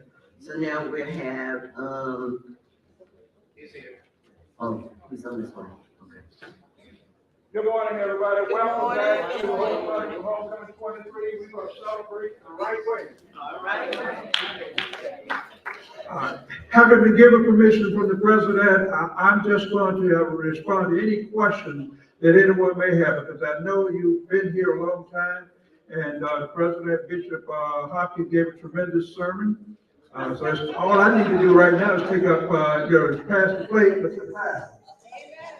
So, does anyone have any specific questions? Plan giving, we do have a plan for that in place.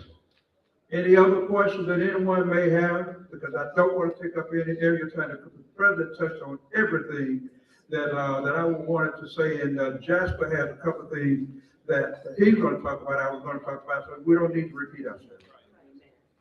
Thank you.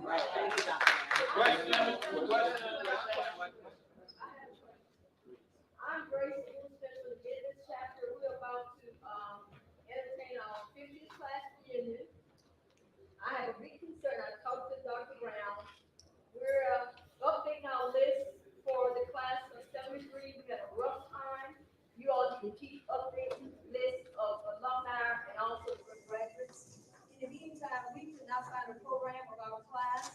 I spoke to Dr. Brown and several other people, and there was nothing on the microfiche for our class. And we had a very well-known speaker, which was Senator, we had Senator Stone Thurman, and it's just very disappointing. And I was very hurt about that because we had class, we had a graduation in the morning and a commencement in the afternoon, and no one has a program. And we would just like to know that whenever this happens again, please have a microfiche of the class programs, etc. We're very disappointed. We had a time trying to get our list together for the 50th reunion.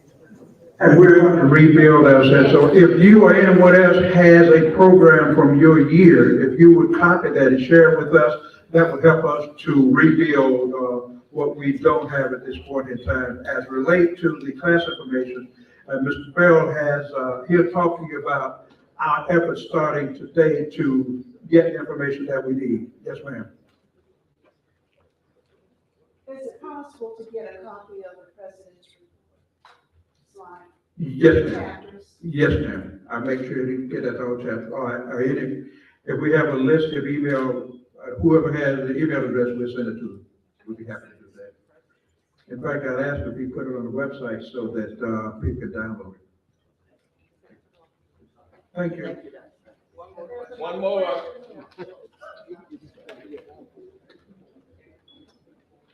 Yes, good morning. Good morning. I really am trying to find who the correct person would be. I've tried for the past 2 years in terms of just having the university participate in some major recruitment fair of students. And I've been reaching out to the universities when we're not getting the response for the participation, but for the past 2 years, just have not been able. But it's very discouraging when I'm having the other institutions that are very closely, Benedict, Claflin, South Carolina State, all of our other institutions that are really traveling out of state to recruit the students. So, and that's one reason for me being here this morning, because I do want to do my part.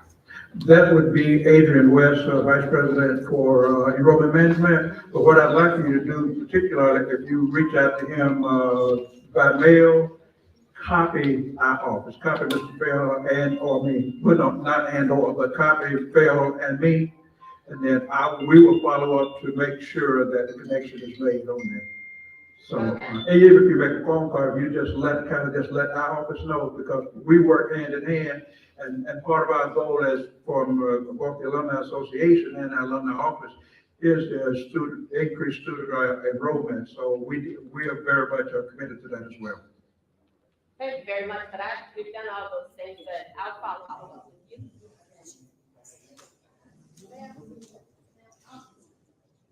I actually work with, I was working with the Atlanta chapter recruitment. We can exchange information.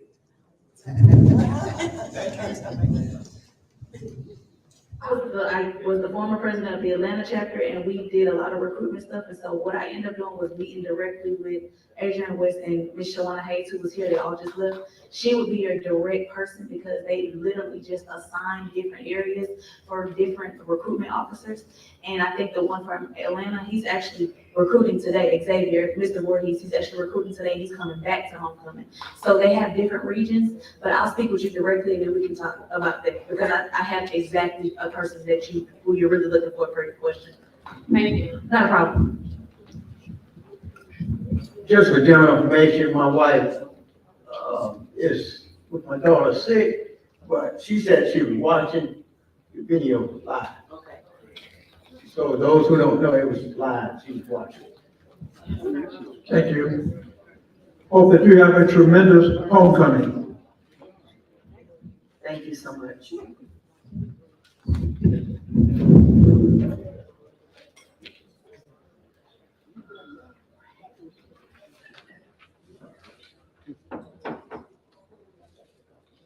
Okay, we are down, we're going to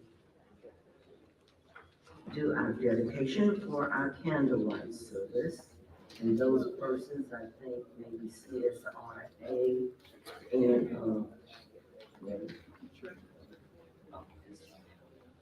I'm skipping, I need to do the treasurer's report and also the minutes. And then we'll get down.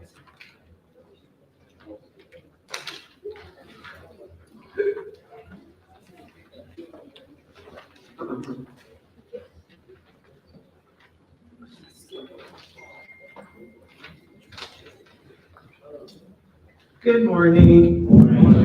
I am so sorry for not providing the treasurer's report for the year end, but I will get it out to all the chapter presidents. I do have it, I just did not get it to have it imprinted on the information booklet. But as the president said, the alumni giving is at a low space, and it's because we do not have participation.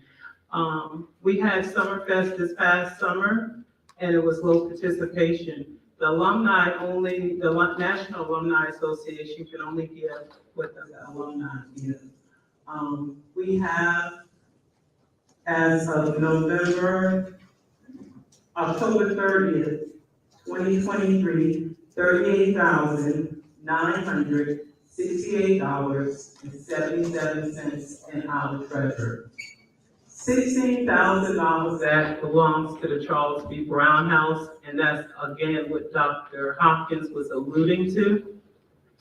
The other monies were from lifetime memberships. We have 86 lifetime members present on our roster. Prayerfully, we will, as an association, do a better job of participating and asking for help, soliciting help, participate on any functions that we have, fundraisers, anything that can help our dear old Voorhees, we solicit your help. Again, I will have the year report sent out to all chapter presidents before the end of this weekend. I just did not get it to Curtis in time. Any questions?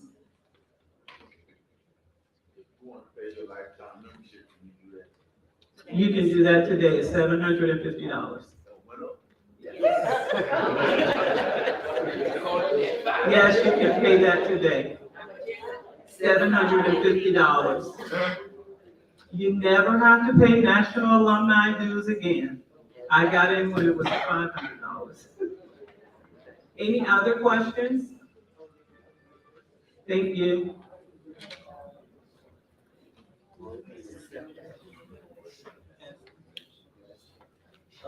Can we get someone to accept that as information for us, please? I make a motion that we accept the treasurer's report as information. Need a second. Thank you.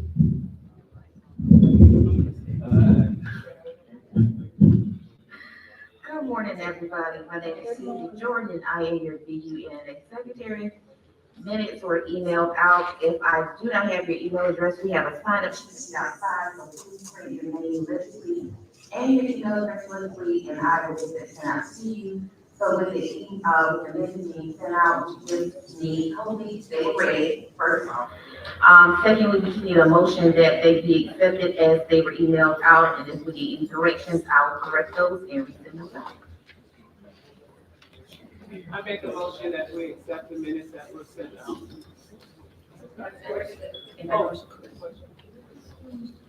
Dorothy Green, Dorothy Green. She said, Somebody just asked us, how can you accept it if you haven't read it? So that's what Well, they were emailed out. They were That's why emailed out. we emailed them out previously to the meeting. we're good? All right, thank you.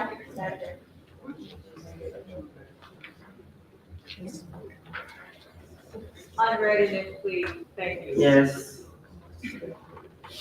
Harry Stover, class of 71. So you do not need to be combative or to elongate the meeting. However, in that I'm hearing other whispers. I don't know how many of us received the minutes versus how many did not. Can they be read anyway, please? Do you have them that you could read them? If not, I mean, I don't have them. you don't have them.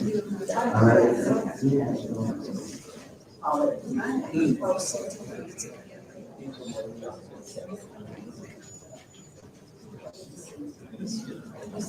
Just for information, to their sign-up sheet at the front table, please put your name, your email address, and your telephone number. We get a lot of emails tossed back because they're not correct.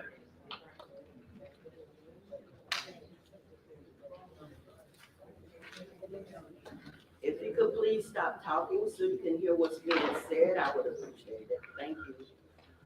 The meeting was called to order at 7:04 p.m.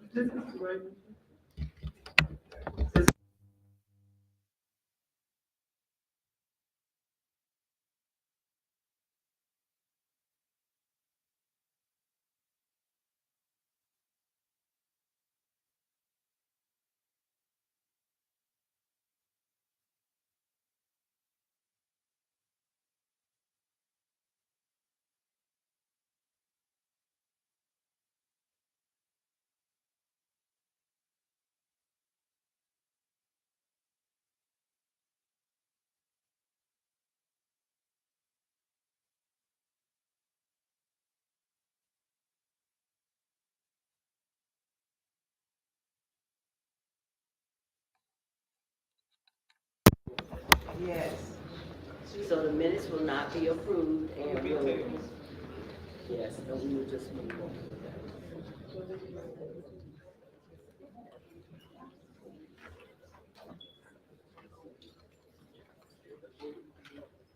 Yeah. Make a motion that we take Thank you.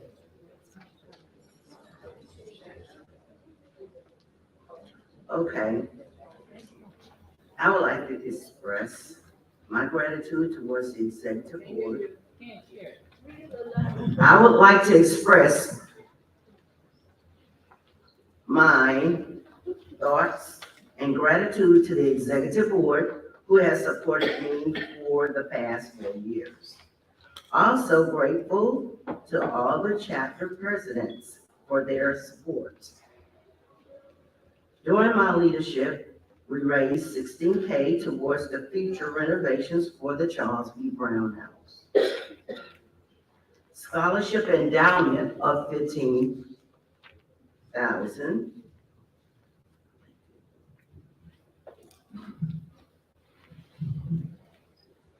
$15,000 was formed to support students' achievement.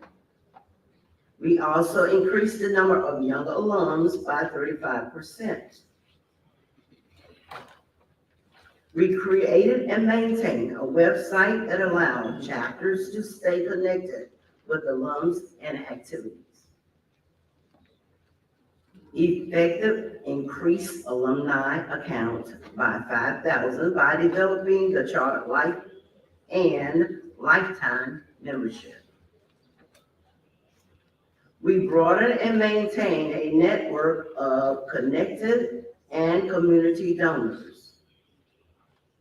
We conducted more than over 60 Zoom meetings during this time. Oversee and organize convention, assisted with Hall of Fame, 10 Under 40, and Summerfest events. Organized a retreat to develop future leadership and guidance. We also recruit students for Voorhees University. Successfully donated food and other supplies to the food pantry monthly. Seasonal donations of new and used clothing to the clothes closet. So these are just some of the things that have been done by your National Alumni Association chapter. And lastly, individual scholarships were donated to 5 or more students during Summerfest for the Bridge program. Okay, are there any questions about things that we have done? If not, I am going to move on. Now we will have our memory of our deceased alumni. And we're asking Joe Chester, is he here? If not, we're just asking someone else just to fill in, come get the candles, so that we can do, recognize our deceased members. You don't have to call them by name, just come up and we'll do a sound. Thank you.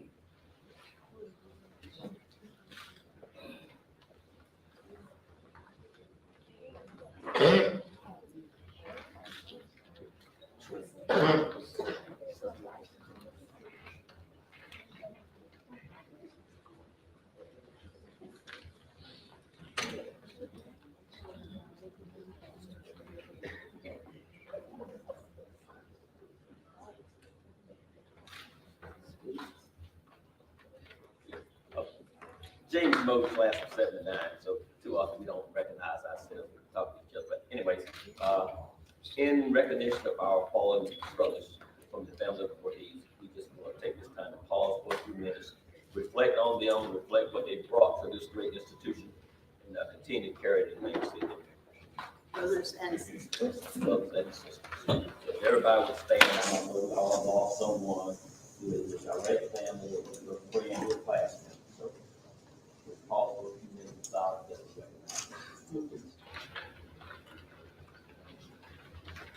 Thank you.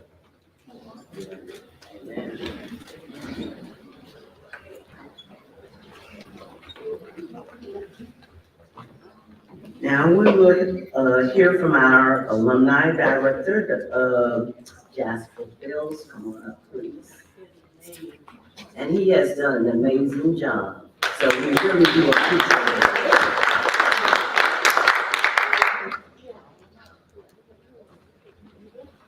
Good morning, everyone. Good morning. It's good to see some familiar faces. Good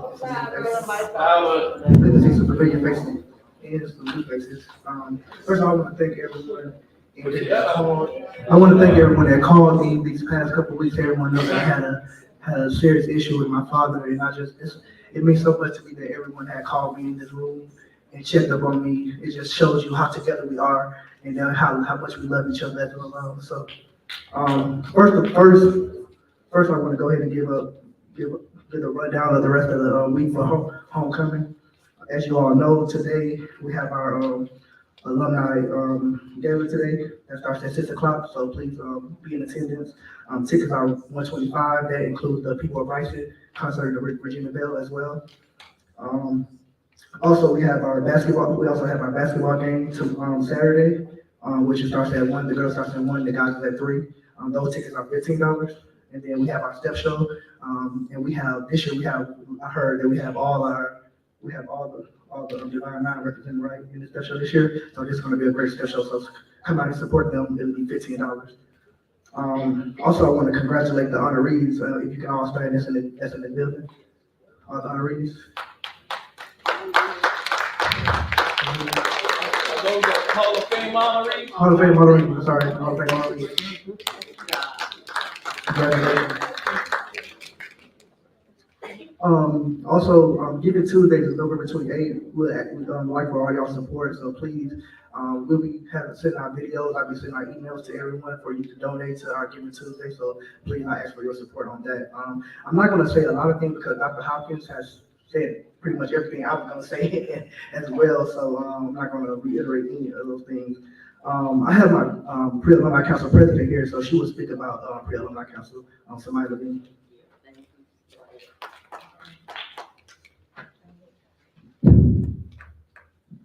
Good morning, everyone. Good morning. Hi, I'm Samaya Levine, Pre-Alumni Council President. And I kind of want to start off with bragging on Pre-Alumni Council. We have been doing really good this semester. As of right now, we have 40 active members of Pre-Alumni Council. And so that was a big leap from last year. So we keep moving forward. Another thing is our Eastern Region Conference that we had in October. It was a success.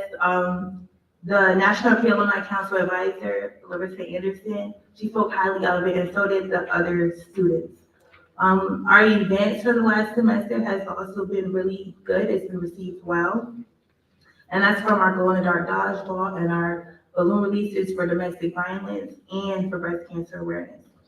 Our community events like our trunk or treat that we just recently had on October 31st with the Office of Student Engagement has also had a major participation in the community. We will also begin our canned food drive. We try to do this annually. We'll start that next week, and all the proceeds will go to a local nonprofit organization. And we're also looking to begin our scholarship fundraiser, and this will go to any PAC member who has a financial need of assistance. For the spring semester, we want to start our Be the Match Impact Initiative, and that's where we encourage people to get registered for the bone marrow registry. We will also have PAC Week in January of next semester, and we want to do a spend the day with the alumni. This will be a great opportunity for the alumni to connect with the current students. This is similar to what we're doing today, actually, our dorm reunion. It starts at 11 a.m. and it goes to 1 p.m. And this they'll bridge the gap between alumni and students. As an organization, a relatively new active organization, we would like to have some help from our alumni as far as receiving a stipend for the board members. This will help the organization have easy access to money so that if we have an event or something that we need to pull funds from, we can do so easily because we're passionate about pre-alumni council, so sometimes our advisor or the student will fund the event themselves, but having that stipend will help with that. We will also like an extra pocket of money for PAC members to have so we can have polo shirts and blazers so that when we're representing, we can look uniform. And we also have our 2023 UNCF Impact Conference in February. And we would like for all of our PAC members to participate. Like I said, it's 40 of us, so you can help with that too. But that's pretty much it.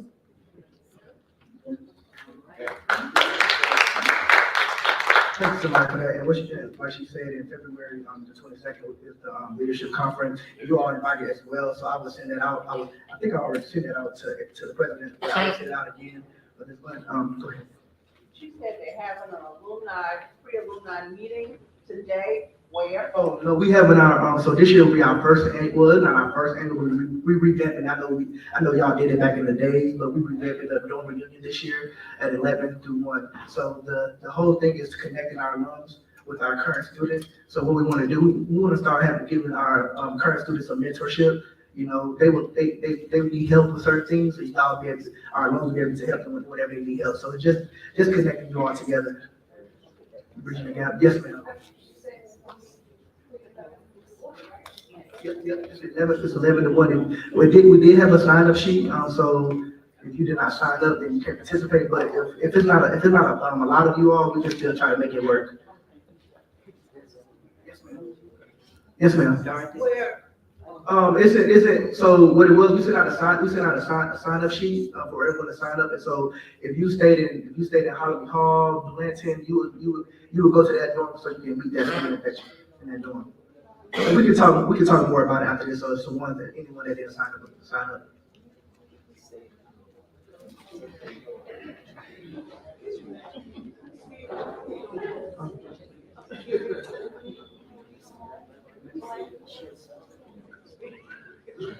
And then I still have a few other items. So I have some goals in mind, some future goals. Oh, sorry. Go ahead, sir.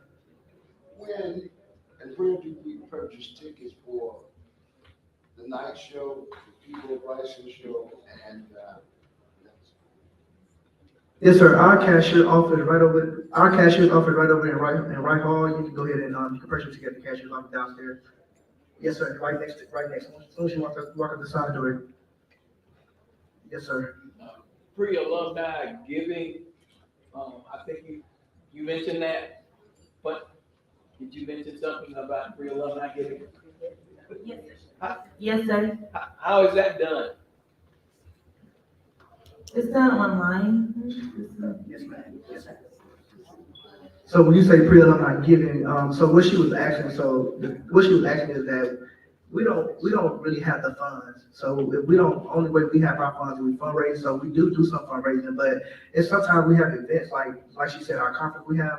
Last year, we only sent 11 students last year to our conference last year, and we were the lowest, Voorhees was the lowest out of all of them. So we didn't have the funds to take everybody, so this year, our plan is to take all 40 of our students, take all 4 of our students, so we need your help with that. How does one do that? Oh, you go online. Oh, yes, Do sir. that. Yes, sir. Online, and then you go to specific part, you'll put pre-alumni council. Yes, sir. Could you repeat the question when someone asked the question? Could you repeat the question? Oh, yes, sir. Yes, sir, no problem. Yes. We can't hear you. Okay, I'm sorry, We sir. can't hear the question. Yes, sir. Raise the mic. Sorry about that. Okay, any more questions? Yes, ma'am. Ticket online for the affairs tonight, what is it, a check-in list, or do you need a physical ticket? What she asked was if you purchase a ticket online, is it a check-in or you get a physical ticket? It'll be a check-in. So once you go to the gate, they have your name list. You just tell them your name, you have your ID, and you'll get in like that.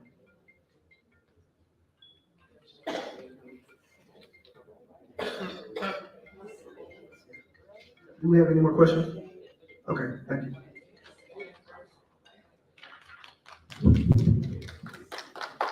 Good morning, everyone. My name is Tiffany Gary. I'm just here to reiterate some of the things that Jasper was speaking to earlier.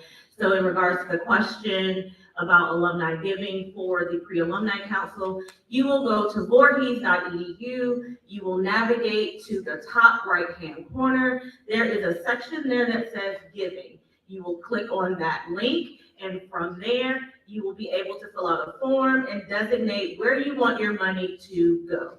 So if you want it to go to pre-alumni council, you will state that, and that money will be funneled to the pre-alumni council. So that is how you give that information, that money to that group of students.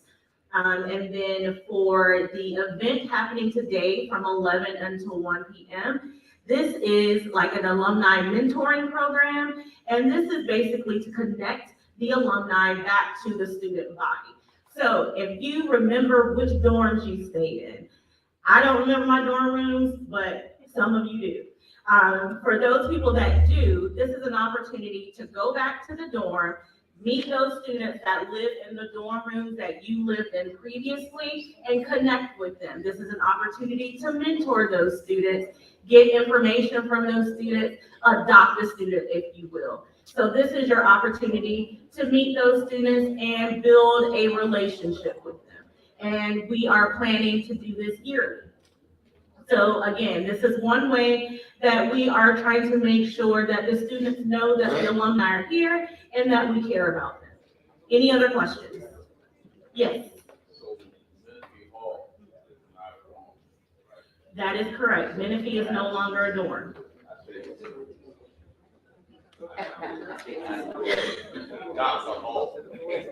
So adopt a student at Homey or Gary Finley. Any other questions? If we could start the talking, please, thank you so much. I am now looking for a person whose name is Nicole Richardson. Is she in the building? She did tell me that she was listening from her car, so I wanted to recognize her because she came such a far way. We were trying to get this a local chapter in California, and our chairman, David Miller, was instrumental in trying to get that to happen. She has recently moved to Chicago. So she said that she still can get it in California, so I was trying to talk to her personally so we can get that. So, okay, but I don't see her here, but maybe she moved on.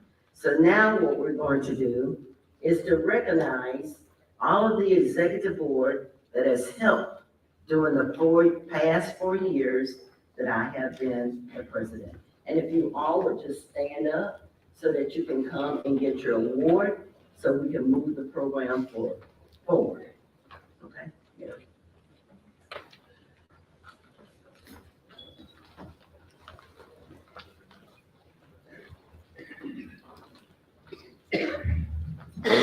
The scripture tells us to give honor to whom honor is due, and to whom much is given, much is required.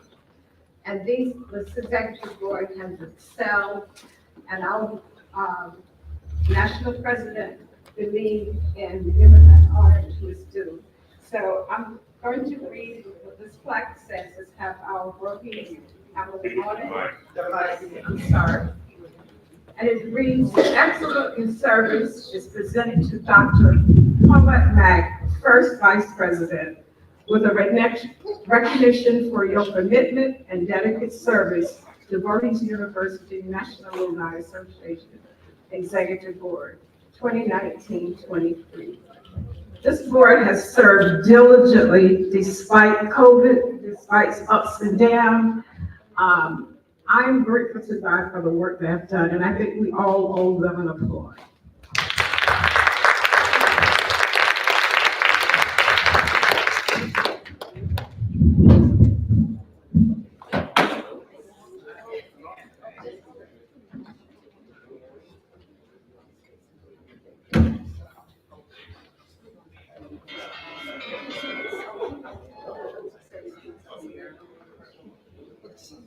Ruby Stewart, come up, please.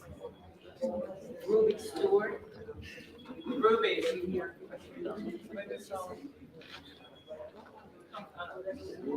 yes, Ruby.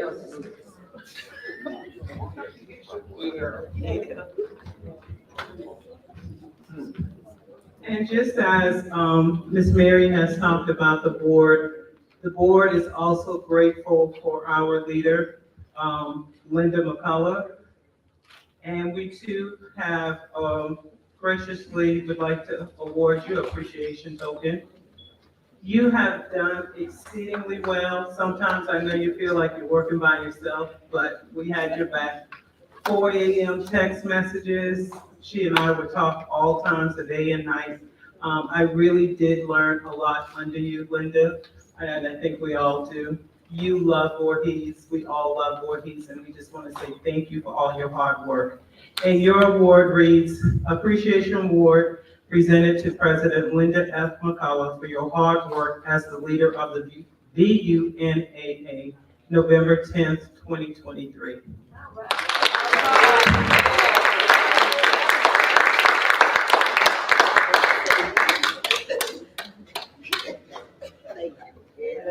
Thank you. Thanks to all of you, because the work could not have been done without all of the local chapters and all of the individuals that did what they needed to do to show Voorhees that we really, really, truly, truly love Voorhees University.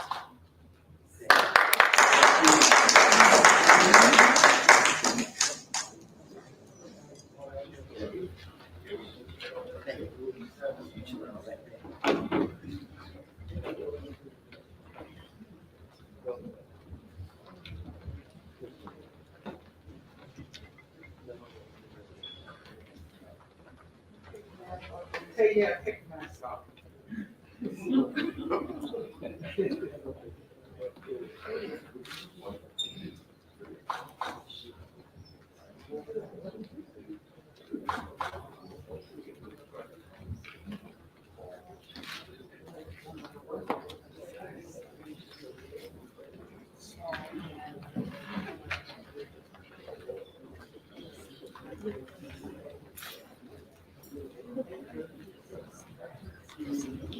Okay, I'm going to finish my little doodle today. As I said before, our leader is a person that gives, not only with service, but she gives of her finances. And she wants to be a blessing to someone today. As you know, we all going to eat later. So I want you to get busy looking in your folders. I hope nobody's left. And on your back of your program, or agenda, I should say, on the back of your agenda, anyone who has a dollar symbol stand up. Oh my God.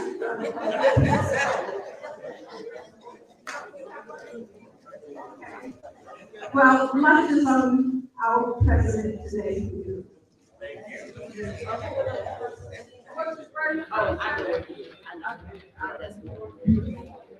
David, did you get it print? You got it? Okay, I'm gonna open it. I support that, actually. Okay. Give it back. All right.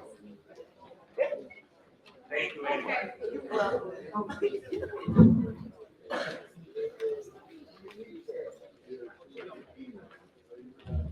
Okay, we have come to the agenda, part of the agenda where we will present our full slate of Voorhees University National Alumni Association National Officers for 2023, 2025. And again, I did not submit, so please forgive me. The slate of nominees for DUNAA 2024-2026 with consent and approval from Voorhees University National Alumni Association Nominating Committee. The election committee presents our 24-26 slate of eligible nominees. If anyone from the election committee is here, please come forward. Geneva, Nadine, Constance, Ruby.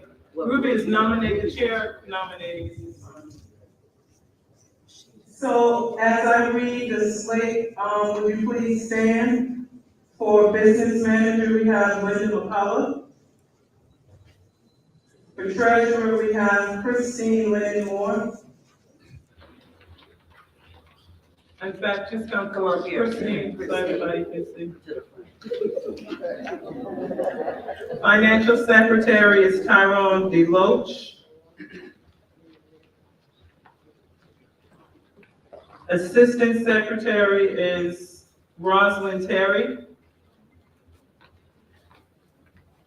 Secretary is Leslie G. Johnson. Leslie? I'm sorry.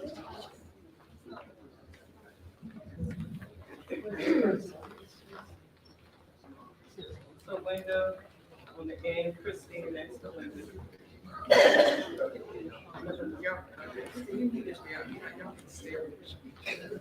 Second Vice President Verbatine Alston Reed.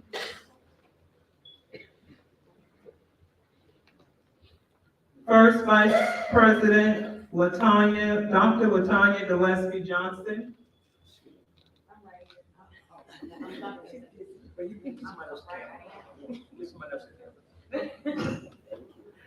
And our new, President, Tiffany Gary.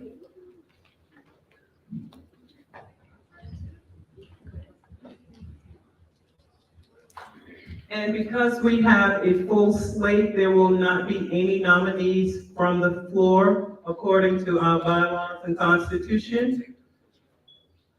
So the elections committee,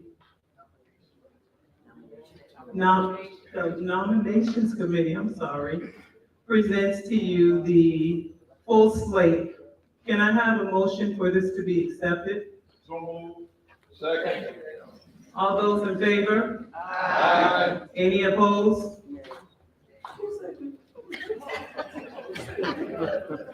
So please give a round of applause to our new executive board for the Voorhees University National Alumni Association.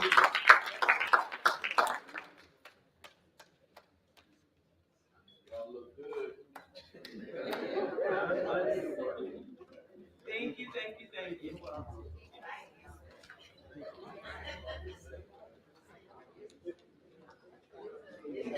Next, we'll have our second VP, Marvetta Megasmalls, to come up and do our bylaws and constitution updates.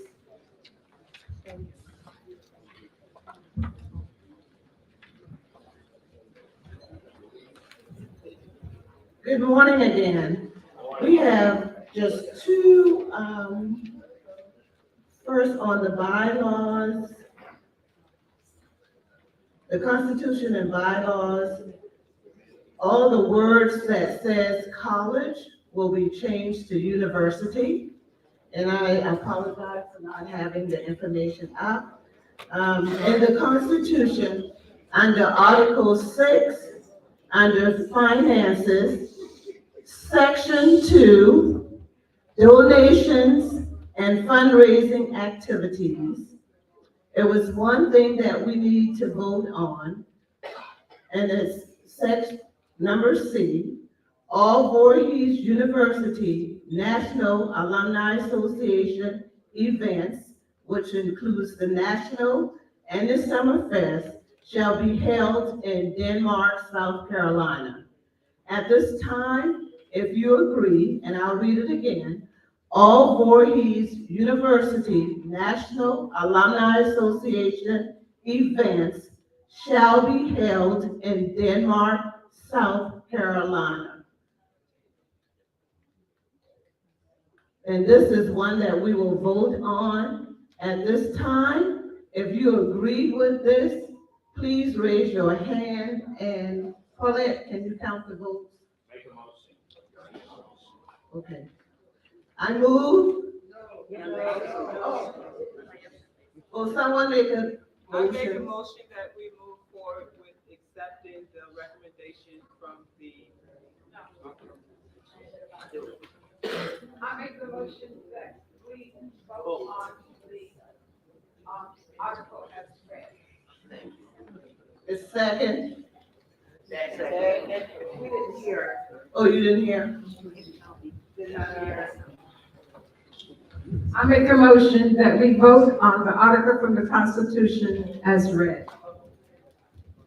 Is there a second? I have questions. Question? For what period of time are we referring to? 10 years. 10 years? Or for the next 10 years, all the national events will be held in Denmark, South Carolina? Exactly. Okay. Need a reason?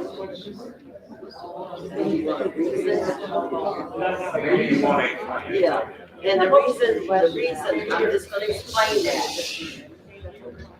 The reason that this is happening, everybody, is when we go to hotels, we have to pay those hotels money. So instead of paying a hotel, let's pay Voorhees the money that we pay to the hotels. And that can help give some more traction to what the president, Dr. Ronnie Hopkins, was speaking of, instead of paying hotels and having events there. Will those events be on campus or Those will are- still be outside of? They will be on the Voorhees University campus. But exception is hotel. Yeah, but Hopefully we, we have the hotel in 10 years and we can stay there. Are we ready to vote? All that are in favor, please raise your hand.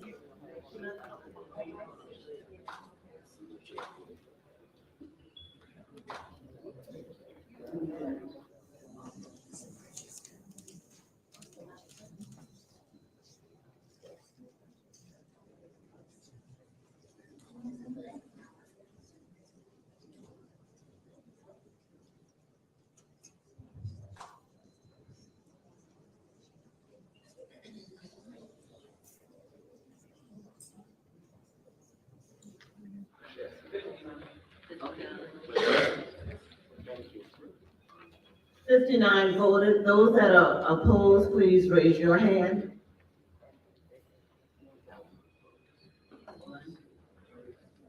Okay, we have the majority, which means that all Voorhees University National Alumni Association events, which includes the National and Summer Fest, shall be held in Denmark, South Carolina, and this for a period of 10 years.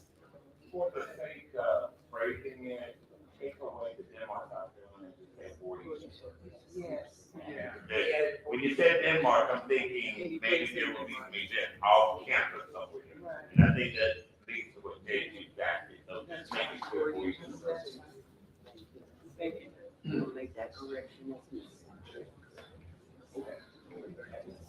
Are there any other questions or concerns? If not, we'll move on to the next one.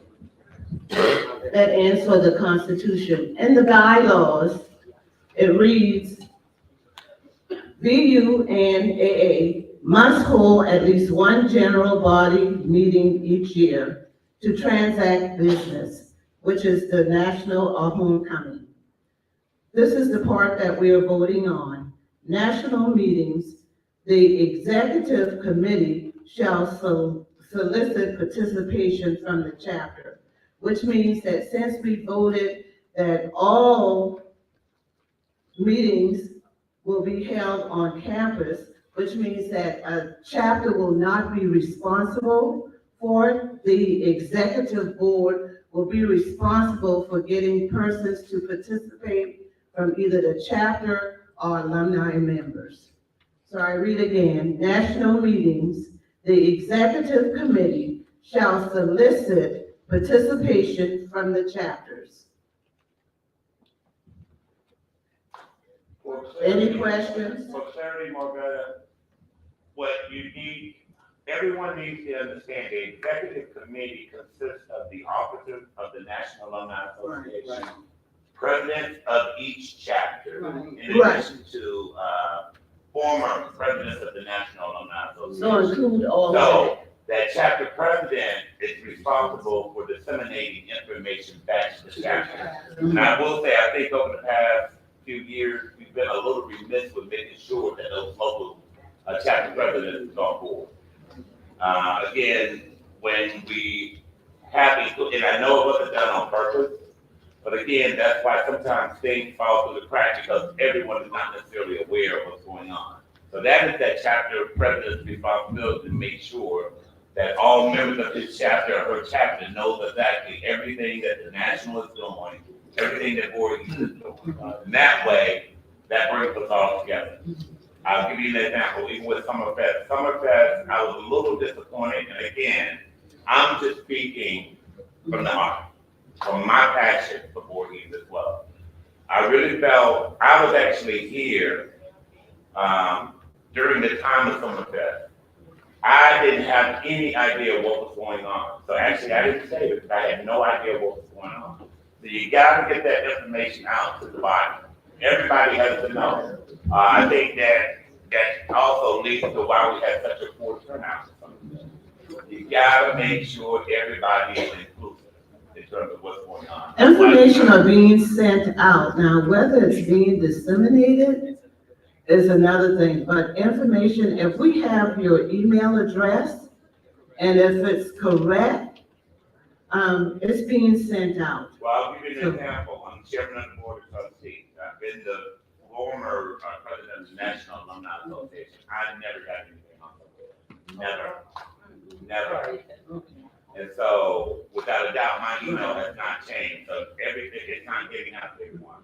Even looking at the election process, I know we are here at homecoming. I know we want to move things along, but even the way this was processed, this is not according to bylaw whatsoever. But I don't think you got people chopping at the bit for your office, so I think everyone is okay. But technically, that was not done according to bylaw. Why wasn't it? Because you have to notify the body of order, okay? The chair has introduced a motion to the floor. Mr. Miller is actually circumventing that motion by discussing what he's discussing. He's out of order because it has nothing to do with her motion. We have to deal with her motion first, and then in general discussion, Mr. Miller can continue his discussion there. But the first thing we have to take care of is the motion that's on the floor. Okay. And once I thought we had already. No, we haven't. Yeah, somebody made a motion and it was seconded.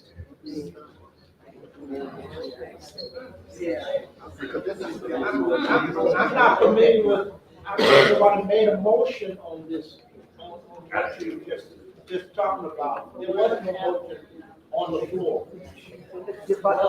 I heard a motion and then somebody said question, and Mr. Miller began to speak. That was on the other issue. That was on the other issue. No, let's start over. It was a Let's just start it over. Start over, ma'am. Okay. All right, if everyone could be quiet, she will start it over so we can get finished and move to the next thing, please. Thank you. All national meetings, the executive committee shall solicit participation from the chapters. In order, I'd like to make a motion that the body votes on change to the, constitution. All right, thank you. Second. Will someone make a motion? Okay, seconded. Now, those that are in favor? Question? Questions? Yes, is it possible, to restate that, as was mentioned before? You have your chapter presidents, you have, who else? Past officers. Right, past officers. But with your chapter presidents, you don't need to say the executive board, per se, but you have to add the other people in that. The executive board will chair it.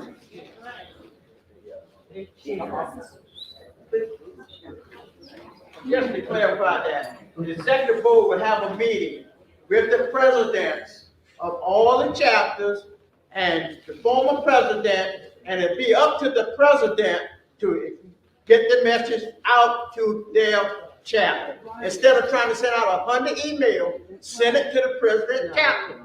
And if she don't disseminate it, then the chapter needs to get rid of her. So that's all that question is right there. Okay, if you have a question, please raise your hand. Hello? Call for readiness, please. May we have order, please?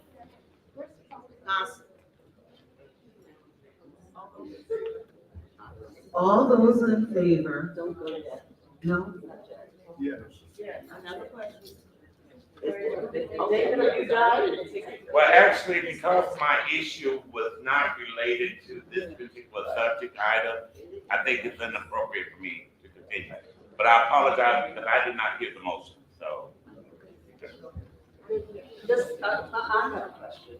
Does this mean, based on the comment I just heard, does this mean that there will not be communication directly with individual alumni? And before I ask that, I just heard that we don't want to send things out to 100. There are schools that send out emails to thousands of alumni. So that's really critical, but what you get the database in place. So if this means that we are going to eliminate sending information directly to individual alumni, I see that's problematic.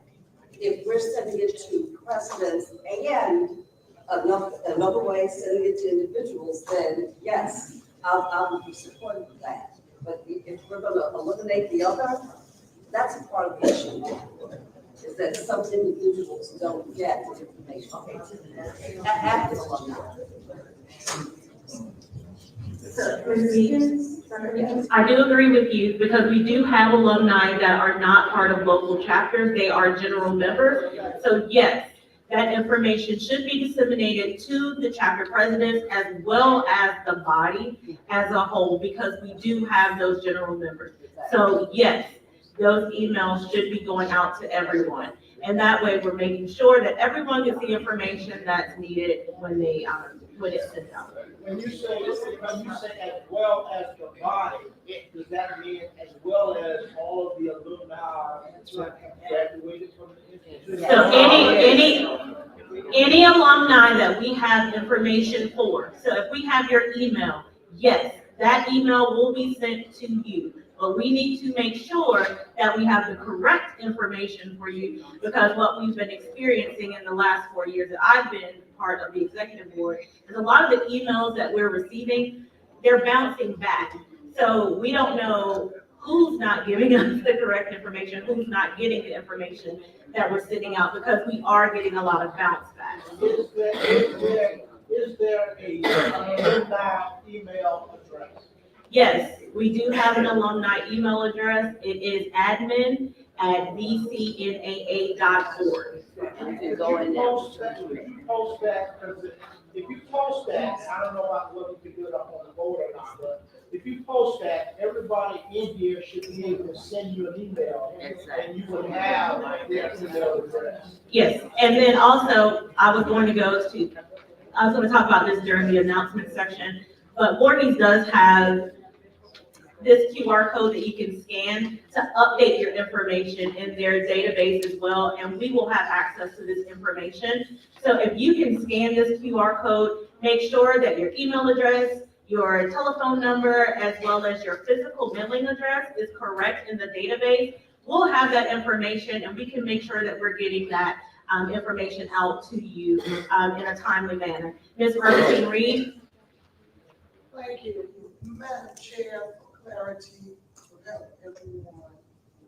When correspondence go out, do you send it to all financial national alumni or to all VU alumni? So currently, we send it out to all of the financial members. So we get a list of financial members from the chapter presidents, and we try to verify that information that we're giving is correct. If it's not correct, again, we get those bounce back. So yes, we are sending information to all financial members that we have on our books. Thank you. You're welcome. Since we are here for homecoming, are we using that exclusively in order to get information from alums? Or are we having sign-up sheets as well? How are we getting information? Is that that's the way, right? Voorhees is asking for this. This is Okay. what Voorhees is asking us to sign up and make sure that the information that they have on file is correct. And we do have access to this information through Jasper. Okay. And we do have a sign-up sheet, it's a notepad up front. If you want to put your name, telephone number, and email address, that would be another means for us to make sure we have the right. Thank you. I'm gonna go first. Yes.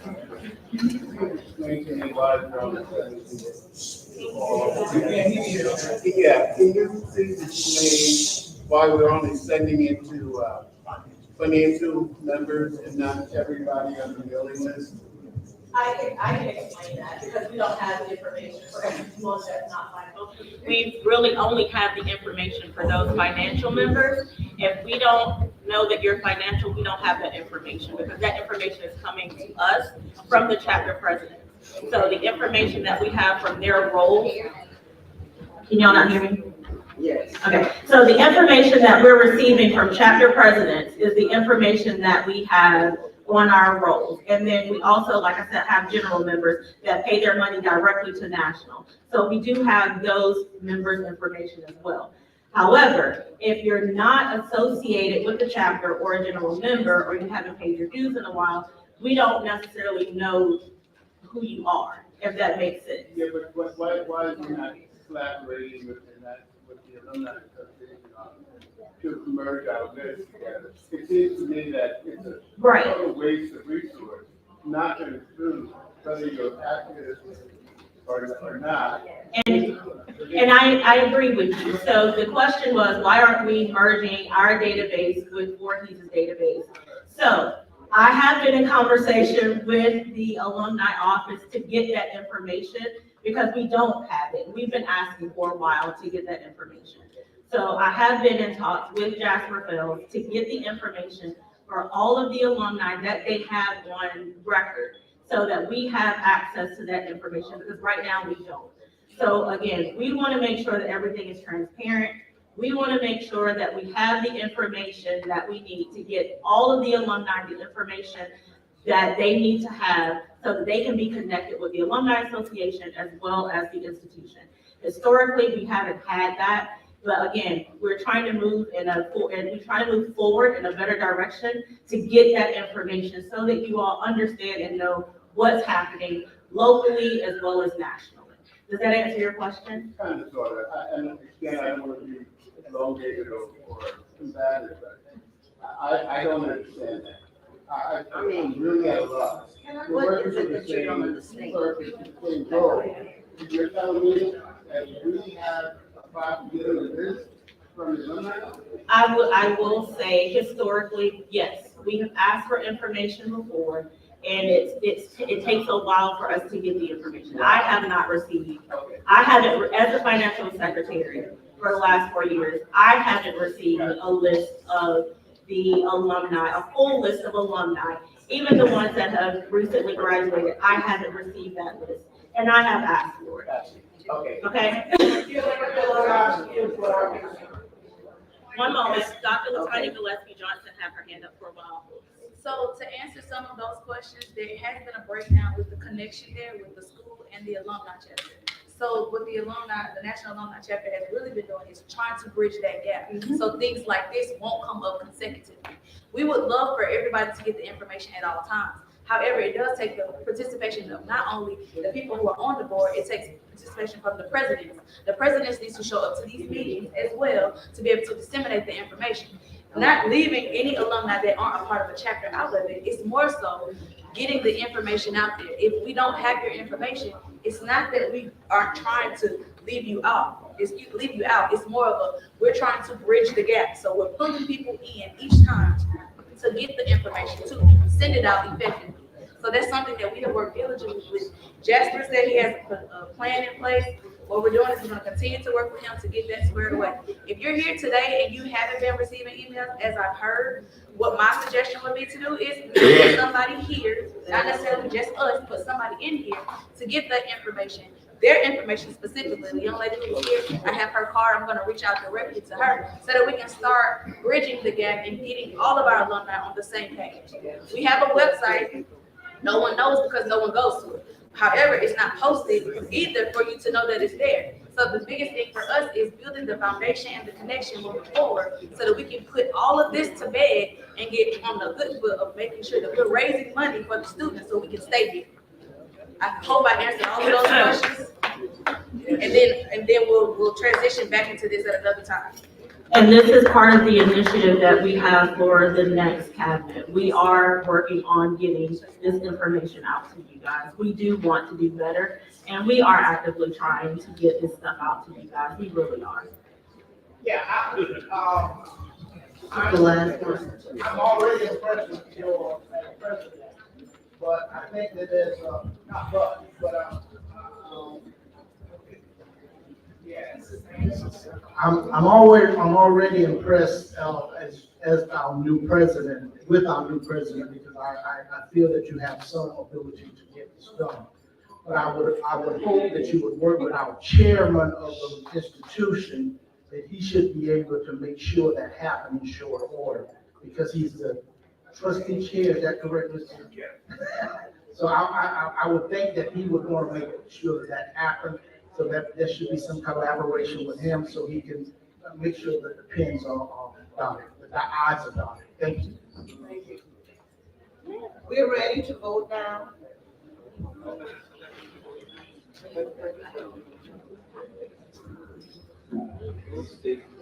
Those that are in favor, please show by your hands. Restate the motion. National meetings, the executive committee shall solicit participation from not only the chapters, but the chapter presidents, past officers, and all those that we have email addresses for. All right.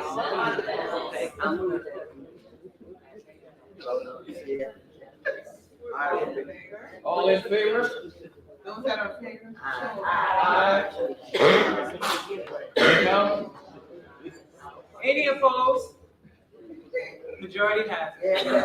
Thank you.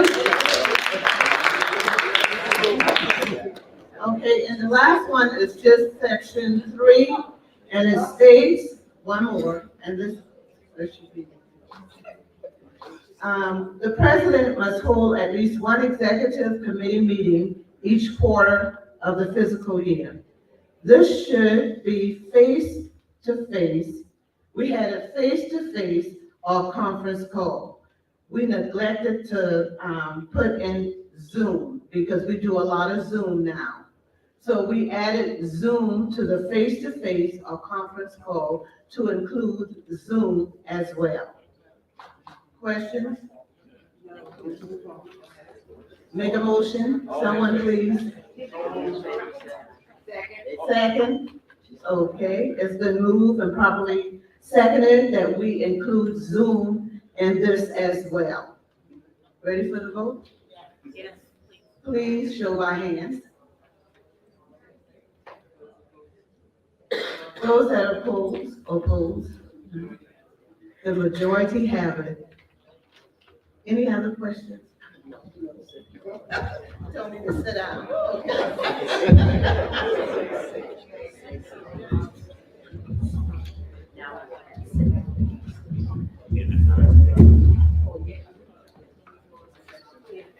Actually, I'm being asked to revisit, what I was saying earlier today, a little while ago.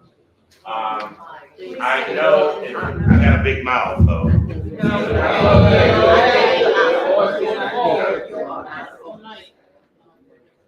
Who's out of order? Why am I out of order?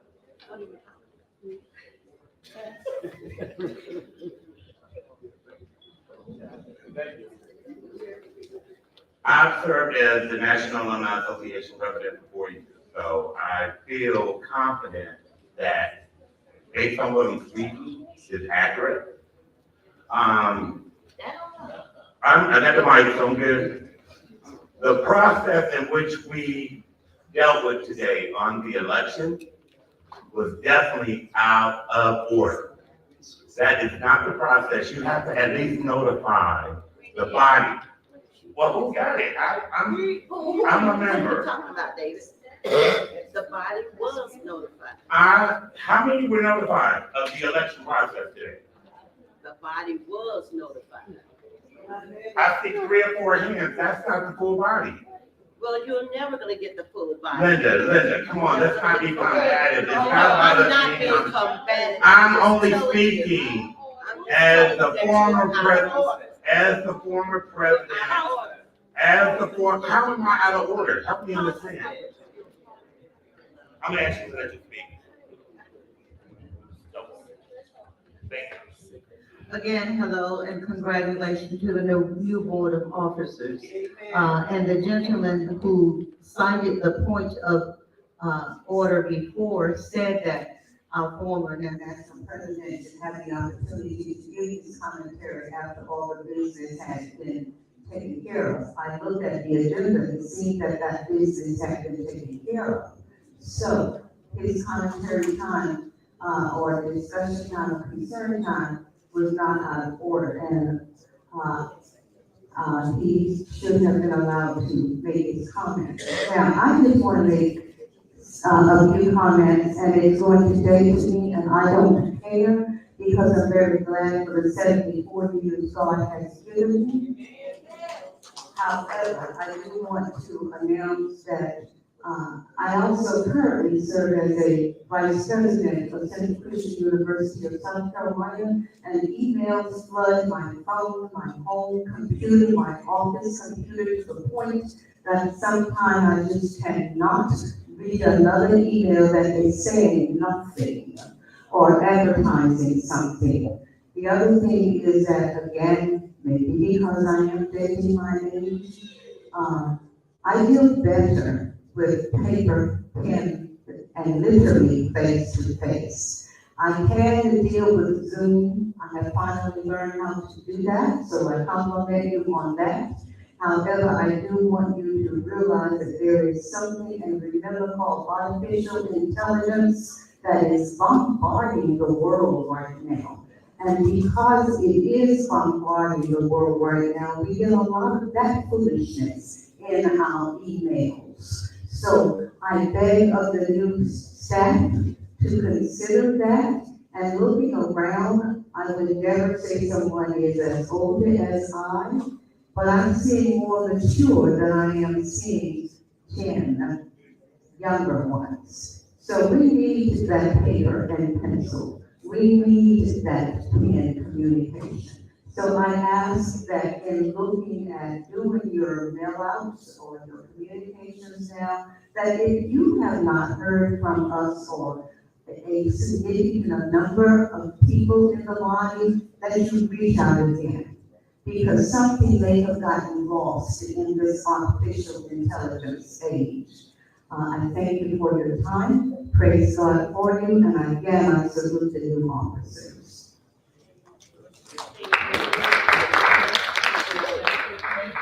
I'm done. I got shut down based on the truth. So I'm done. I'm done. And I'm a lifetime.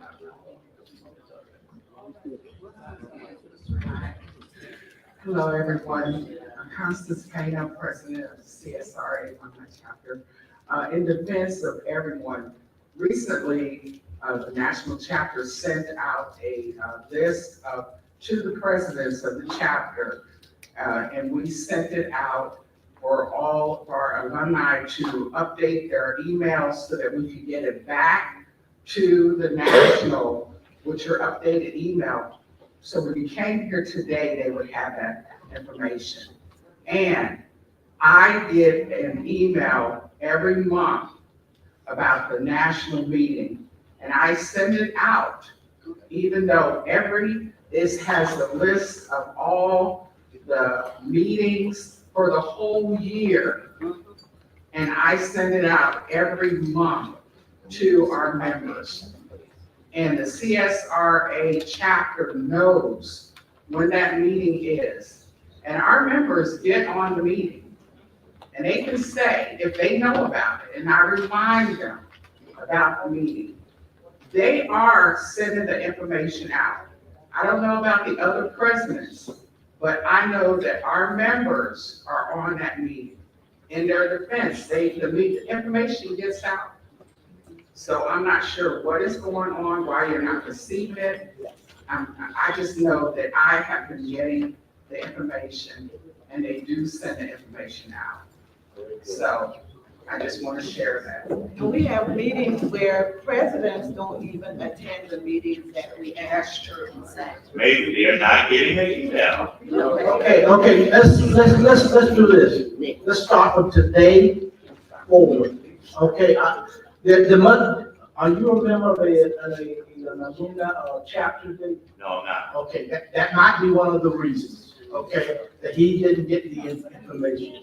Okay, so, I understand that, but let's start from today to make sure that we communicate properly with everybody. I mean, we can't do anything about the past, but we can move forward with the correction of what we've heard here today, okay? Amen. Can I say one more thing, please? I promise I won't be brief. I know I was not last time, but I will this time. I promise I will be brief. I was not last time, but I will this time. So that we are not so much in the dark with getting changes to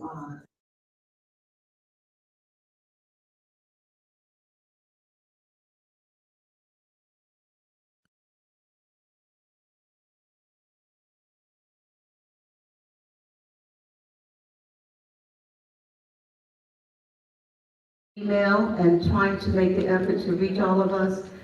Be prepared when we have another meeting like this to at least be able to read them. I understand that because I've been second vice president, I've been secretary also. So I'm not just talking just to hear myself talk. I know how difficult that can be. If you don't get your information into Curtis in time so that we can have mass printing, each one of you, please be prepared at least to do an oral presentation at such a kind of meeting. I thank you.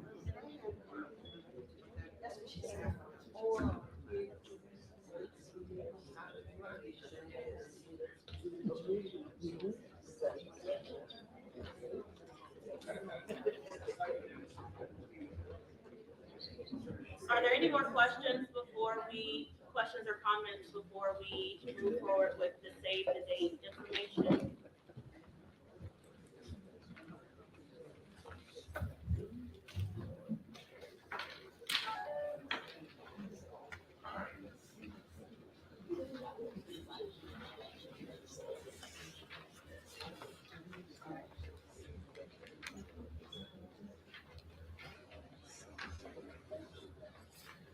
For anyone that wants a copy of the information that we just voted on, you can see Marvetta Megan Smalls for a printout of that. She does have some copies. Greetings from Greenville, South Carolina. My name is Tiffany Gary. I am the current financial secretary, your new incoming National Alumni President. I am coming forward with save the date information for you all. We don't really have a lot right now, but we want to encourage you all that if you can, to please join us this evening for our Hall of Fame.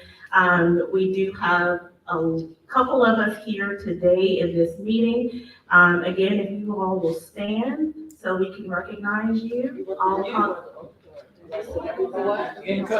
Incoming National Hall of Fame, sorry. Incoming, yes, sorry. Incoming National Hall of Fame.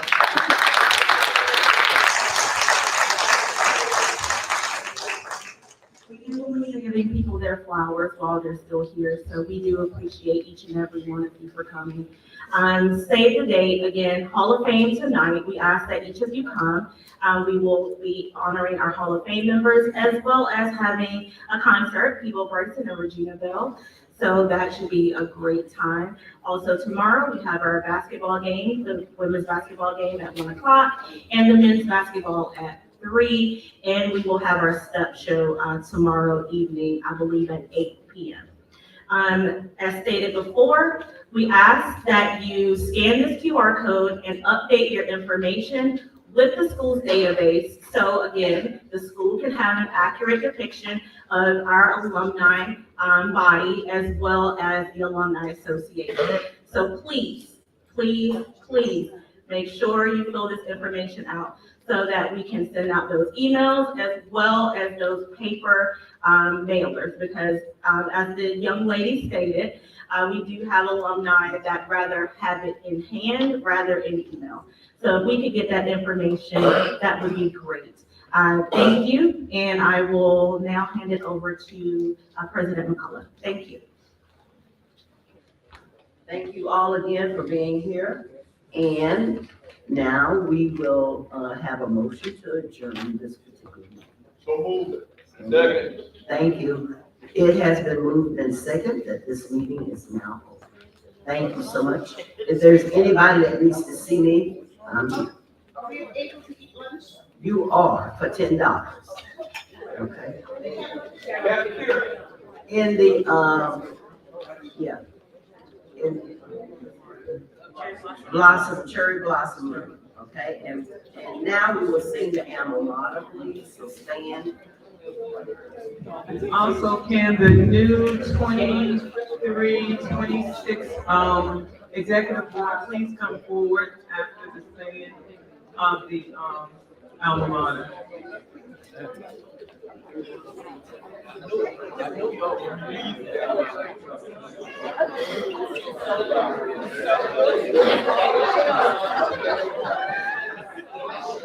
When we come to thee, dear Voorhees, the school we love so well, we will build thee as the guiding light that ever shines afar.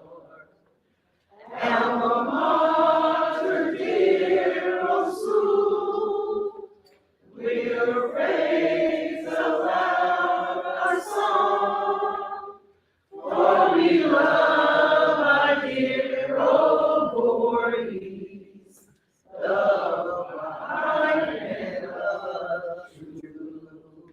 Have a great day.